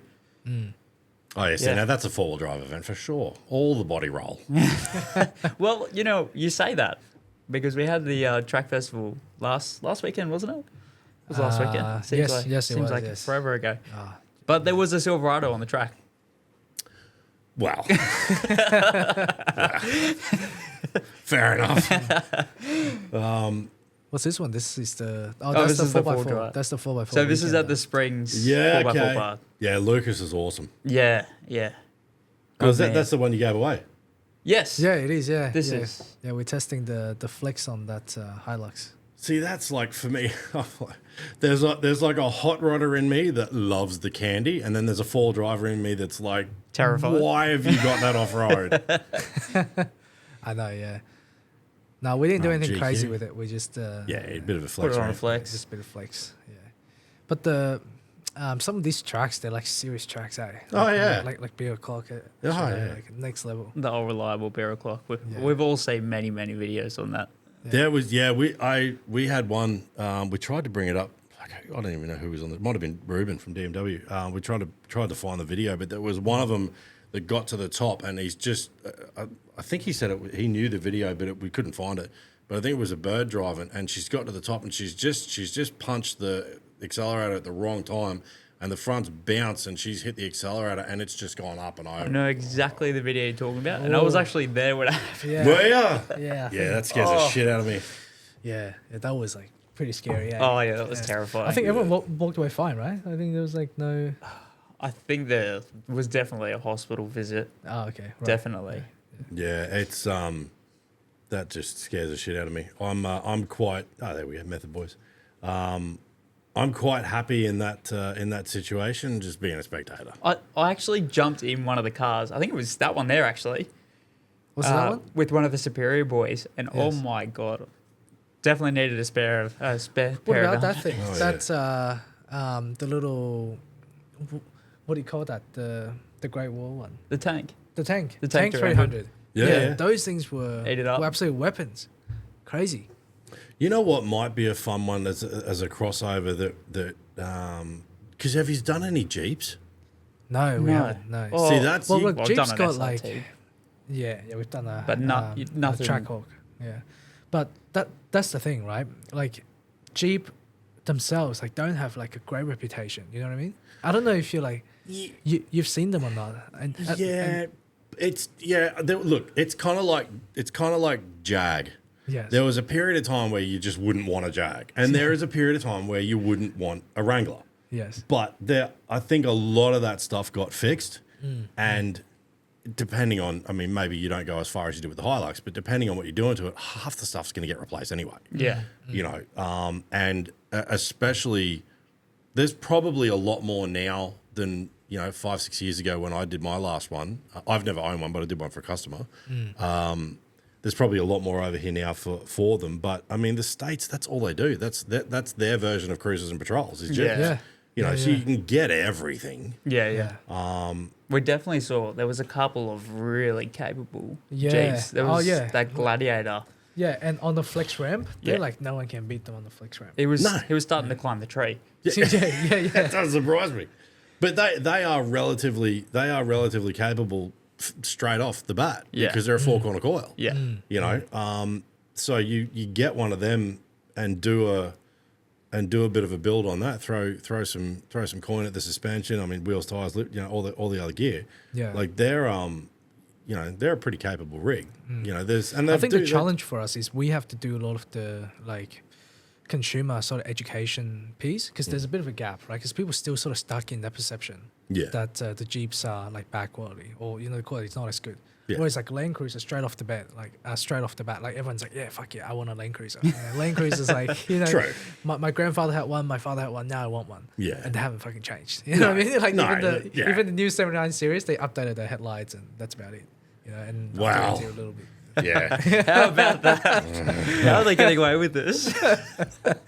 You know, and people Have you- still want them. have And you- like the wait list is still 12 months, you know, 12 Yeah. months later. So, I'm not a fan of the new 79 at all. yeah. At all. So But, you know, I think they just sort of have that like halo effect, you know, that's working for them. Like people love them. They've got that like sentiment to them. look, they do. And it's you know, when we had Ruthie down here, you know, he was talking about, you know, the cruises, the old 40 series, you know, going around unlocking Australia. And, you know, and that's, it does definitely have a history here, whereas Jeep definitely is more American. Yes. But at the same time, it's like, I think maybe it wouldn't be, I'm not fucking trying to tell you guys how to do any kind of business, you know, but it might be the sort of thing that you go, right, okay, cool, so don't do the Hilux level on the first one. Yes. Test the waters a bit. But you Yes, could do a catalog build on a Jeep. Yeah. I mean, shit, we could do a catalog build on a Jeep and be like, all right, well, if this doesn't go as well as expected, at least you're not, I don't know, a couple $100 grand into a build. Yeah. But I think they've got a following yeah. in Australia. They definitely. definitely have. Definitely. But we definitely do. Like we trial a lot, trial and Yeah. error. You know, we usually start off pretty small, and then if we see there's potential and people actually really, really like it, Yeah. then we'll start to, you know. Yeah, I think we'll try. I'm actually really keen to try a what do you call it? The Gladiator. Yeah. The Hell yeah. Gladiator. Yeah. Yeah, well, you're starting with a good platform there too. So, you know, Yeah, it's only up exactly, from there. Yeah. Yeah. You'll I still think- get more entries than a Trident. Yeah. We did do a try, didn't we? It wasn't like that popular. Yeah. Yeah. we did the new. Look, you know, it's the running thing. It's like, you know, they're actually not a bad rig, but Nah, it's not at something's got to be your point of things that you pay out. It's like, you know, This is true. the one friend in the group that you give shit to. You know, it's like Yeah. it's the Tritons get it, but you Yeah. know, like I've driven a heap of them. They're a good rig. You know, Yeah. but it's like. I reckon you'd go all right with the Jeep. I reckon there is a culture out there that would froth over that, yeah. Definitely. especially starting with, you know, that as a base. You know, We'll have to give that a go. Eh? Yeah. We'll pop it on the list. there you go. Give me a call when you're ready. We can have it here when you open up the tattoo parlor. Oh, okay, it's all right. All right, so here we go. What's sort of next for you guys? I mean, I know you've got a lot going on at the moment, so you're probably just juggling that. But have you got anything coming up that's like the next level or the next thing you want to attack? Yeah. Like, look, on the giveaway side of things, we're always, you know, trying to sort of up ourselves, you know. Yeah. We work quite close with, you know, all the workshops. So whenever, you know, we have like, you know, new ideas or, you know, they have new ideas, we sort of chuck them on the cars. Yeah. And then we, you know, we're like the first one to showcase it. It's a really good platform to showcase it to like, you know, millions of people as well. So we're always trying to up ourselves in the builds, whether it's, you know, like bigger builds, you know, higher lift, you know, bigger caravans or, you know, more expensive stuff. I think that's what we're trying to do with the giveaway side of things. Yeah. And we're trying to sort of do more, you know, give more back to our members as well. I know like 60 sounds like a crazy number already, Yeah. but I think there's still like a lot of room for growth. Yeah, You know. for sure. We can be doing, I don't know, like 2 draws a week instead of, you know, 1.5. You know, we can be doing like 100 draws, you know. Yeah.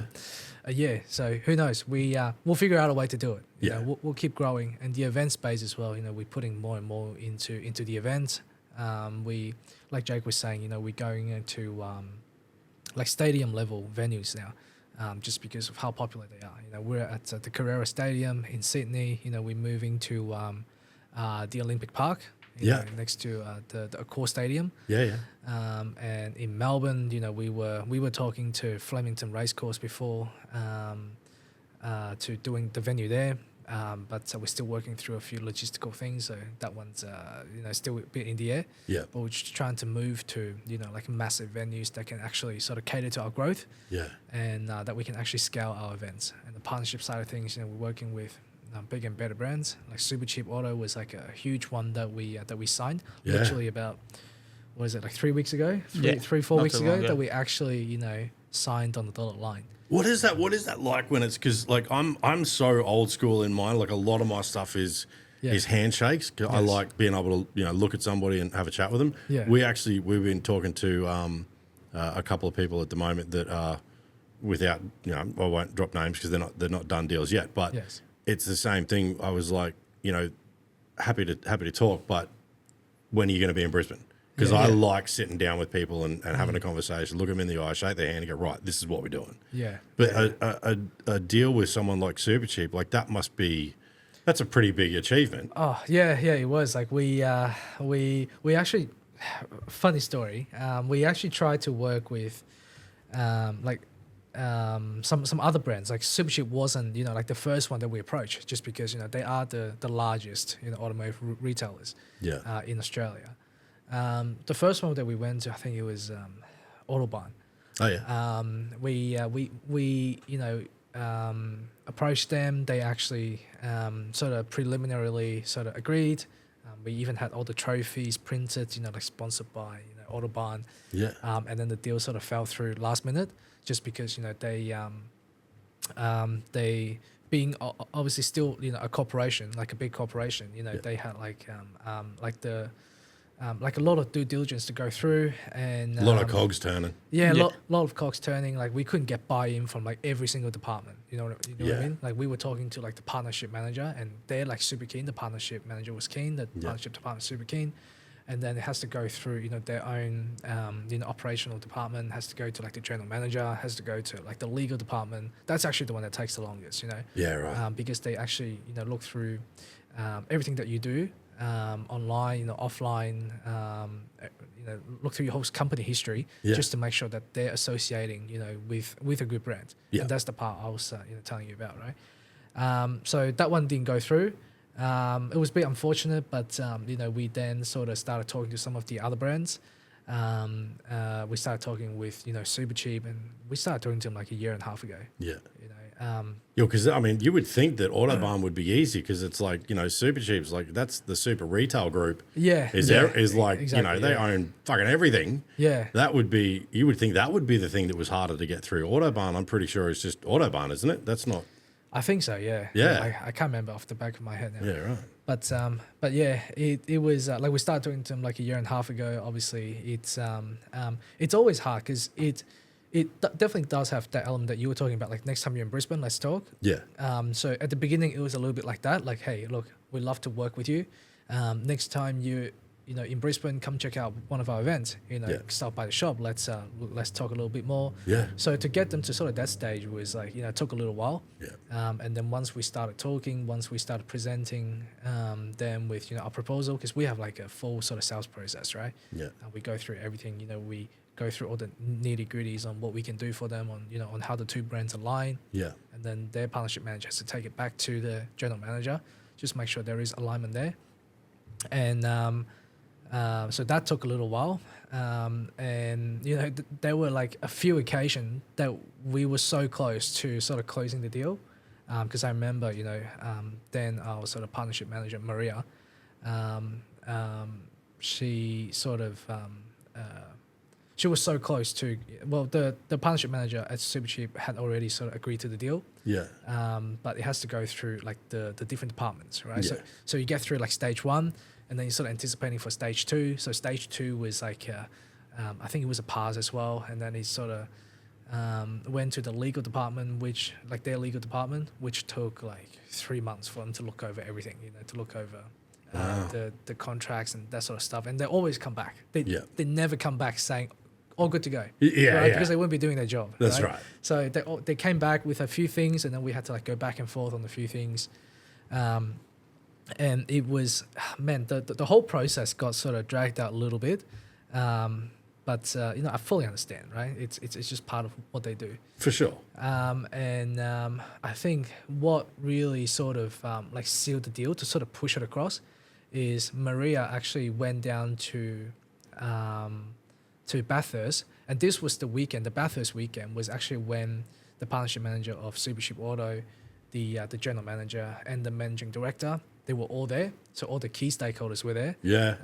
All the all the leadership team of Supercheap Auto were there, and we actually had our South Australia track day on a Sunday. Yeah, right? yeah. This was at the Bend in Adelaide, an hour away from Adelaide. Yeah. So she was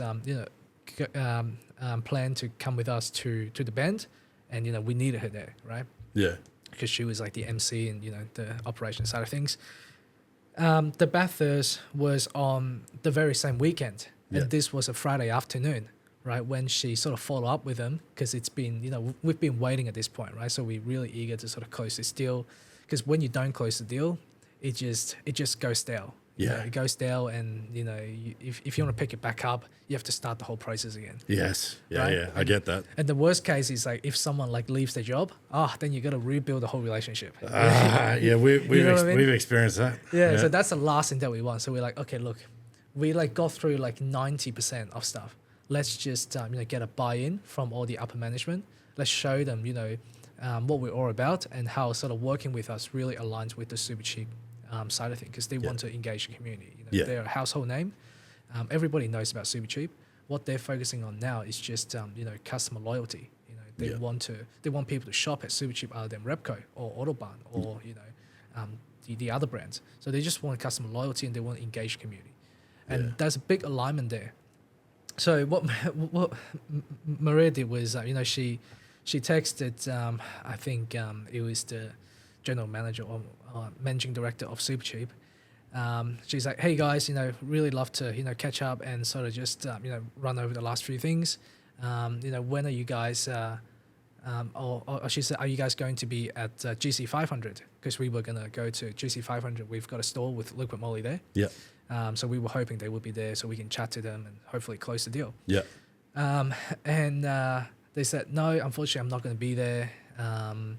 So Maria asked, okay, what other events are you going to be at? And we were trying to search online, like upcoming car events. Like the TRC is on at Sydney Motorsports Park. We could go down there in 2 weeks time. And they're like, nah, we're actually not going to be at the TRC either. And I think the managing director said, look, just come to Bathurst, like we're all here. And this was a Friday, by the way, and she had to be at Adelaide at the Bend by Sunday for our track day. So she's like, okay, you know what, fuck it, I'll just go to Bathurst. I'll just book a flight tonight. I'll fly to Sydney. We checked flight. There were no flights to Bathurst. Right. This was the weekend of the Bathurst. For sure. So there were no flights straight into Bathurst. There were only flights to Sydney, and it's a 3-hour drive from Sydney to Bathurst. So she booked a flight. This was 5 o'clock, by the way, when we were having this conversation, 5 o'clock in the afternoon. She booked a flight that flew out at 7 p.m. She went to Sydney, slept in Sydney, woke up at 5 o'clock in the morning, drove from Sydney to Bathurst for 3 hours, 3 hours drive to meet the Supercheap guys. And, she had a really good chat with them, worked through all the concerns. They were super happy and they were super impressed by how sort of proactive we are. In terms of, meeting them, addressing their concerns and actually showing that, we are committed to making this work. We are committed to making sure the two brands align, and we are committed to sort of giving value to each other and, helping each other grow. So they were super impressed with that. And then she drove 3 hours back the same day to the Sydney airport. She then flew from Sydney to Adelaide, got to Adelaide at 11 p.m. and got out to the Bend and arrived at like just past midnight and got ready for our track day. Then the very next day. But charged up full of energy from that meeting, I'm guessing. You'd be running on adrenaline. Eventful couple of days. So I think after that was like a huge sort of showing that we are very committed in making this work. So after that, things were sort of smooth sailing from there. And Lego came back, changed a few more things, and we were all happy and signed on the dotted line as of 3 or 4 weeks ago. That's awesome. Takes a bit to get it together. That's the thing, like dealing with those big ones is there's a lot of moving parts. Exactly. I've been pretty lucky with a lot of this stuff. It's like I've just gone to the owner. You know what I mean? You have that conversation and they're like, that sounds fucking awesome. Let's go.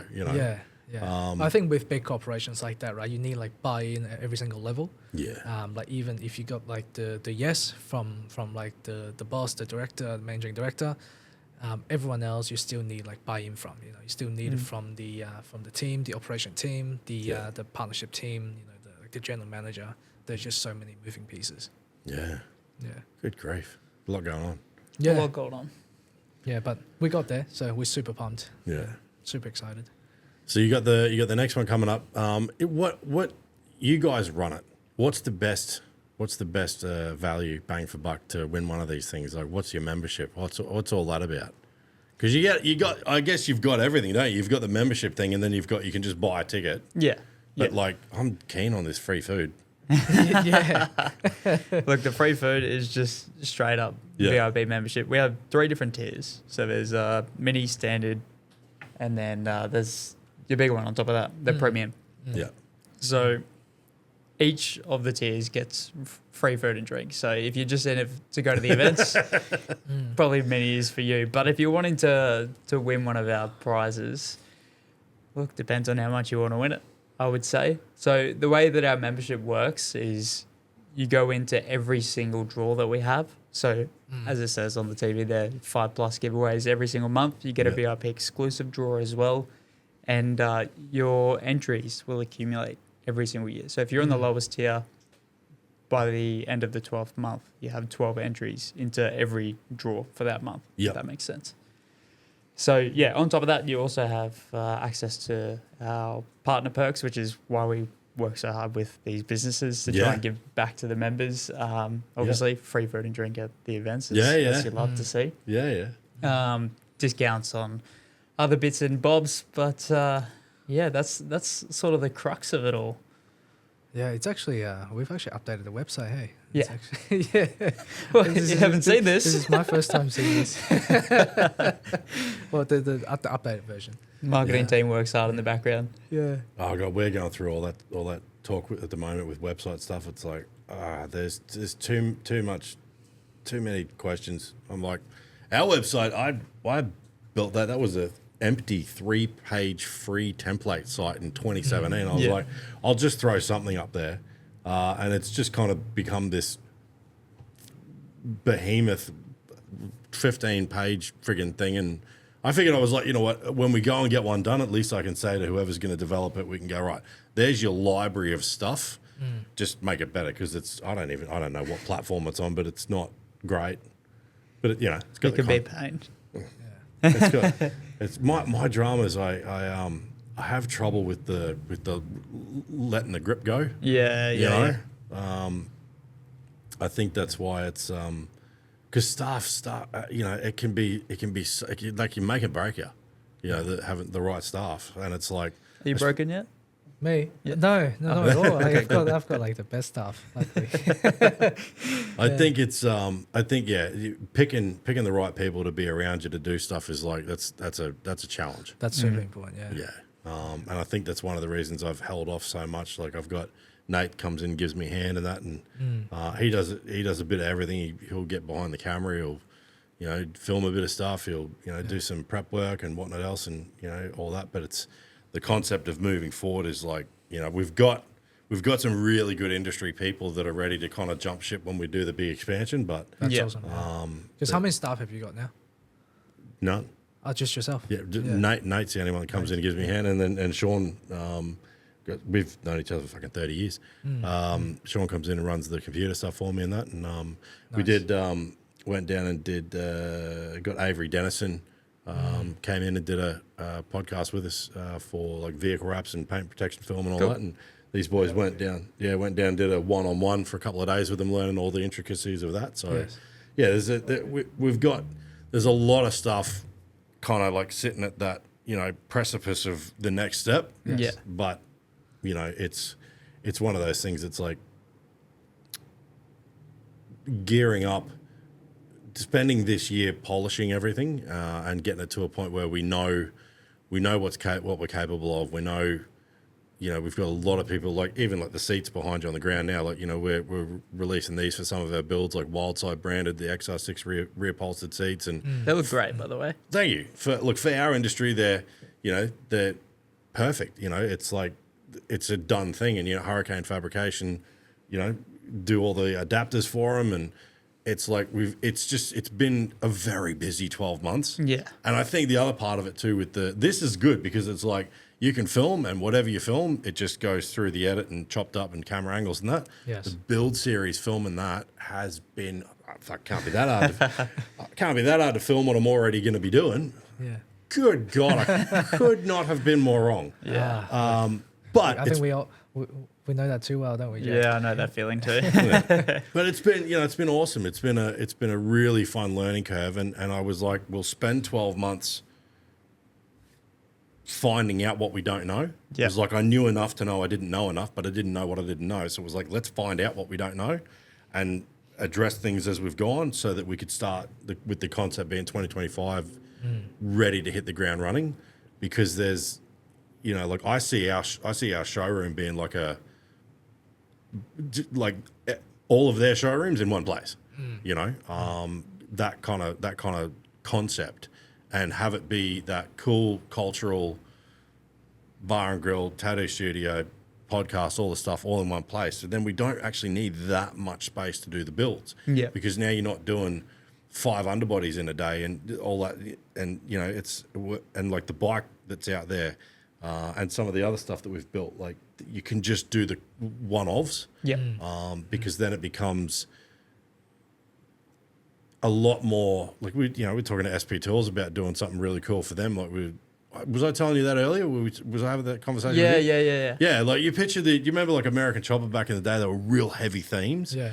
Like picture getting something like that old girl out there and having like your heavily themed build with like, you a whopping great big bloody, I don't know, 32-inch, spanner shifter with SP written down and, like all that just real heavy theme stuff. Yeah. Like, and actually having like just a lot more daily kind of fun with it all. Yeah. Nice. I think it'll be cool. You just got to get over the hurdle of that, Yeah. getting into those places, because it's like, I mean, God, packing up this after 4 years is going to suck. But getting in there and resetting everything, finding the right location, and funding all that ready to go again is like that's the bit of a challenge, because again, we don't have lines of credit. We can't ring a bank and go, hey man, we need a couple $100,000. Yeah. I can turn it into 500 in 6 months, but there's no couple $100,000 sitting there. Yeah. So it's like, there's challenges and there's benefits in doing it the way I've done it, because the bills are, well, there's no bills. It's like it's just rent and electricity. Yeah. So it keeps it really simple. And when you're basically one bloke wearing 27 different hats, it keeps it manageable. But moving forward, it's like we've got to basically bring people into the fold to go, right, well, I don't need another me. I need someone who's businessy to deal with that sort of stuff, because it's like, I love what I do, but that's not me. I don't know, what do you call it, like bean counting, and someone to rein me in every now and then would be fucking handy. Yeah. Do you really think it's a good idea to cut that in half? Sure. No. Having someone to pull me in line would be fun. Would be beneficial. Oh, it wouldn't be fun, but yeah. Well, it won't be fun, but it'll be beneficial in the long term. that's right. But no, we got some cool plans, and we've been really blessed to have some of the people that we've had on board and be able to have conversations like this with you guys. And I've met people that I would never have met otherwise. And had some really cool stories, and and that was the thing. At the end of the day, we were like, look, if it goes nowhere, I'm gonna have some really cool experiences, meet some really cool people, and hear some really cool shit. Yeah, 100%. exactly. Yeah, that's a good way to think about it. Yeah. It's like worst case scenario, I'm still ahead. Yeah. And I still get to do what I do every day. So And it's what you love. that's it. That's what matters. Exactly. Yeah. Why would you do anything else if you can do what you love? I've I don't know, I'm waffling on too much now. You've got the cogs turning on what I do in this new shed. Oh God! All right. Well, what else is going on? Is there anything else you guys want to cover, or you want to wrap this one up? I do have one other little bit, because you asked before, like, what are we working towards, etc. Yeah. I guess an internal conversation. I don't know if you've actually heard of it quite yet, Fu. Yeah. I hope I have. I think you have, but not like entirely. Yeah. But I've sat down with our marketing director and our events events manager as well. Yeah. Just because we want to put a little bit more focus. Obviously, we talk about a lot giving back to the community, but another, I guess, side of that is doing a bit of charity work too. So we're looking at doing a little bit more of that. As of late, we're looking at delving into local charities. So we've had this charity on board recently called Wounded Heroes that's joined us at our New South Wales car meet and our recent track day last weekend, which is great. So they support veterans who are doing it a bit tough, and also to those that are currently serving too, which is great. Yeah. Something that I've been working on for ages in the background is a collaboration with Trademut. I'm not sure if you're familiar With who? Trademut. Trade Mutt. That's what they're called, yeah. No. So basically, they're a company that they produce workwear, which has got all these funky patterns and whatnot. Okay. And all the proceeds, part of the proceeds go towards TX. Bring this up. I've got to see this shit. So it's Trade Mutt. Yes. That's it. There you go. Beauty. So it goes towards TX, and it stands for This is a Conversation Starter. So you'll see it on the front and on the back, just like that one there. I've seen someone wearing that with that written on it. Yeah. So they actually partner with a lot of big brands. Like they did like a partnership with Bunnings as well. Yeah. I think that might have been where I saw it actually at Bunnings. Yeah. So we've recently done a collaborative pattern for a hat that we're just about to officially launch, which I'm pretty excited about because the TX, the foundation, actually helps specifically men. This is going down the whole mental health thing. Yeah, exactly. Yeah, okay. Yeah. Exactly. Within the blue collar industry, which is awesome. Yeah. But yeah, we want to dive into more things like that. So we've got Drew in our events management. He's wanting to do a little bit of work with, off the top of my head, I've lost it. What? Wounded Heroes? No. Oh my God, that's embarrassing. It's gone poof, bang. Is that a charity that you're thinking of? Yeah. I don't know. What do they do? What's I'll have to pull up the email. I can't believe I've forgotten. That's all good. But is it part in like the clothing stuff as well? Or no, like what I was getting at is each of us are kind of looking at a different direction of charities that we can work with. So this is something that I've been working on for a couple of years, but we're all wanting to do something that's a bit bigger, more than just come along to our event and raise a bit of money through some raffles that we do on the day, but something that's going to be impactful. So Drew's idea was potentially getting everybody to jump in the car and go for a big drive to raise a bit of money. Why can't I remember what it's called now? Is it a children's charity or is it Starlight? Yes, it was Starlight Foundation. That was the one. Yeah, yes, okay. Thank you they're very huge. much. There we go. So they currently do something where it's running, so trying to get active. But to kind of mesh things together, we want everybody to jump in a car, potentially maybe sell something that can raise a bit of money for the charity. So pop on your car to showcase that you're actually working towards that goal. But yeah, we want to do a little bit more of that to give back to the community as well, which I think is going to be pretty cool. Yeah, I think that's like super important, especially like supporting like charities, especially the ones that's like close to our heart. Yeah. I think that's super important.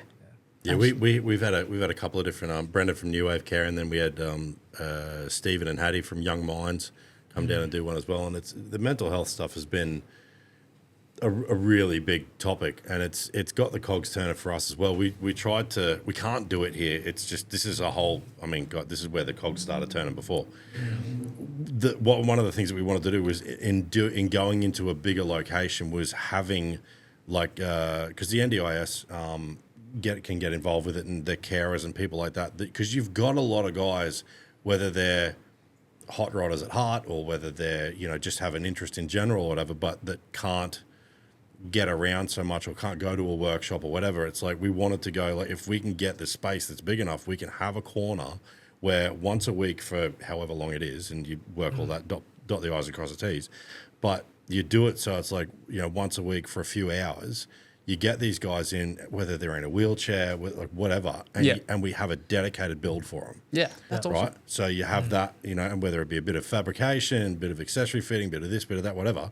And at the end, we either raffle it off or donate it or give it away or sell it or whatever, and it goes towards whatever predetermined sort of charity. Yeah. Yeah, nice. But you've got to be able to lose that floor space Yeah. for 8 weeks, I don't know, whatever it is, and have it be not impacting what the shop's doing during the day. You know what I mean? So it's like, and you've also got to have the work area actually be able to have wheelchair access around it and stuff like that. And when we started like talking to Brendan about it,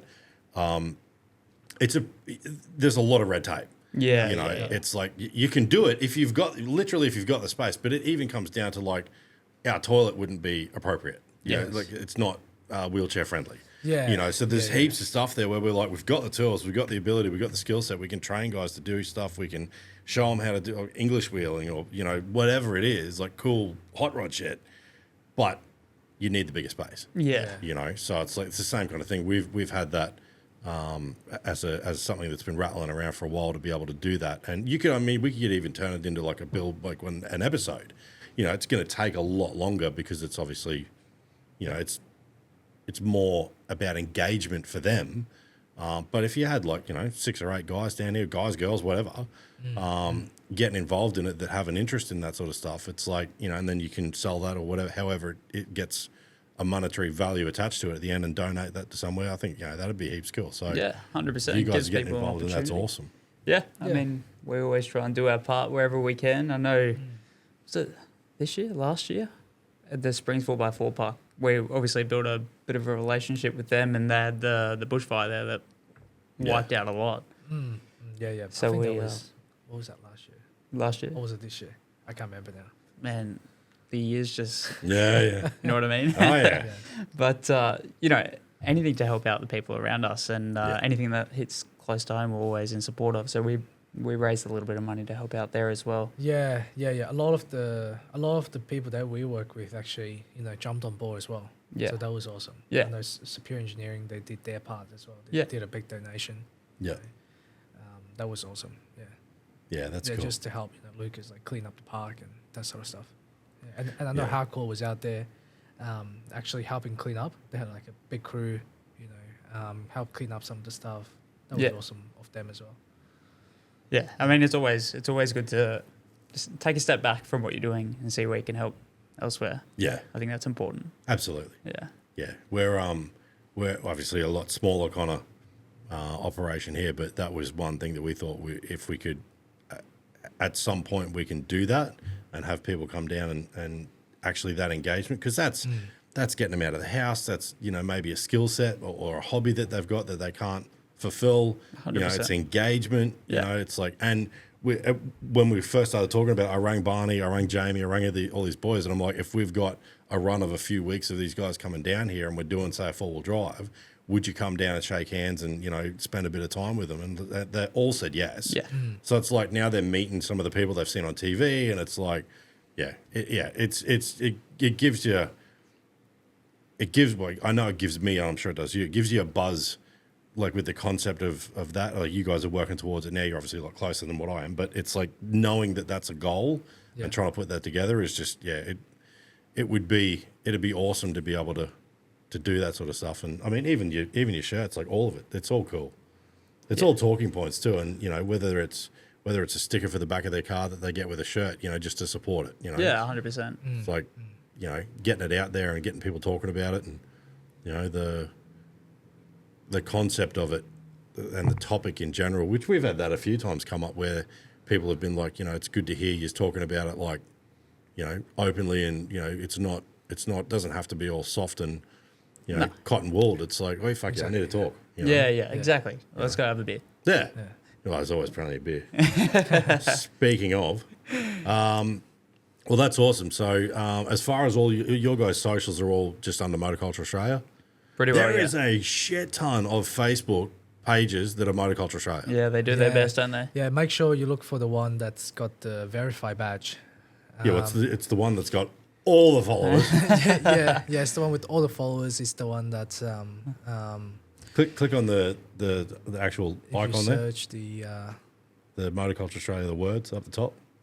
There you go. Click that. That should take us to the homepage. Or we're already at the homepage. There we go. There you go. So that's us. 160. 186. Yeah, 186K followers. He's got the little verified badge. Yeah, we only just learned about that relatively recently, didn't we? Oh, shut up. Mr. Land Cruiser, Richard and Paul were down, and they were telling us about that, and because they had people with fake pages selling stuff, Yes. and these guys are rocking up to pick shit up, and they're like, oh, I don't know who you're talking about. Yeah. It happened with us a fair bit too. Where Especially like with the giveaway side of things. right? Yeah. It was so bad. Like they would, impersonate. Well, it's not hard for someone to just create an account. Yeah. And, just copy out profile pic and call it Motorculture Australia. But Yeah. even they went to the extent of downloading the content that we had and reposting it or resharing the content that we had just to fill the space up, just to make it look a little bit more legit. Yeah. You ever have anybody rock up going, I'm here for my GTR? I got a phone call. Not yet, luckily. But we have had Jeez. like heaps of people message us, hey, Yeah. is this real? Is this real? Like, Yeah. we used to get that a lot. And then, we managed to get the badge. the blue tick, the badge. It's on Instagram and Facebook. So, we just tell people, make sure you look for Oh, yeah. look for the profile with the blue tick, with the verified badge. Yeah. And that's how you know for sure. Yeah. Cool. Very cool. All right, gentlemen. Well, is there anything else you want to touch on? No, that's pretty much it. Yeah. Anything from I you, think Jake? that's it. I think that's it. Beautiful. Cool. Well, I appreciate you guys coming down. It was awesome meeting you and hearing about all this because it's very cool. Thanks for having us. Yeah, thanks for having us. Really Ben. do appreciate it. Hey, you've made my afternoon. I love hearing stories. I love business stuff too because it's kind of like Yeah. it gives me direction to head with stuff as well. Not that I'm going to start giving away shit, but it's like the building process that you've gone through and all that. Like I love when someone's had an idea and it grows and that you just keep going because there's definitely days where you turn around and I'm sure you've had it where you're like, fuck, why am I doing this to myself? Yeah. There are some. There are always ups and downs, right? Yeah. In any business. Yeah, but it's what you're doing is awesome, and the whole giving back thing and the charity stuff. I think that'll be. I think everybody will get a hold of that real well too. Yeah. I think so. yeah. For sure. Well, thank you again. I'm having a beer now. So Thank you, mate. Sounds Yeah. good. I'll be back for that Get tattoo cracking. parlor. there you go. All right, rock on. All right, gentlemen. Thank you very much. Thank All you. right, thanks, Ben. Bye, everybody.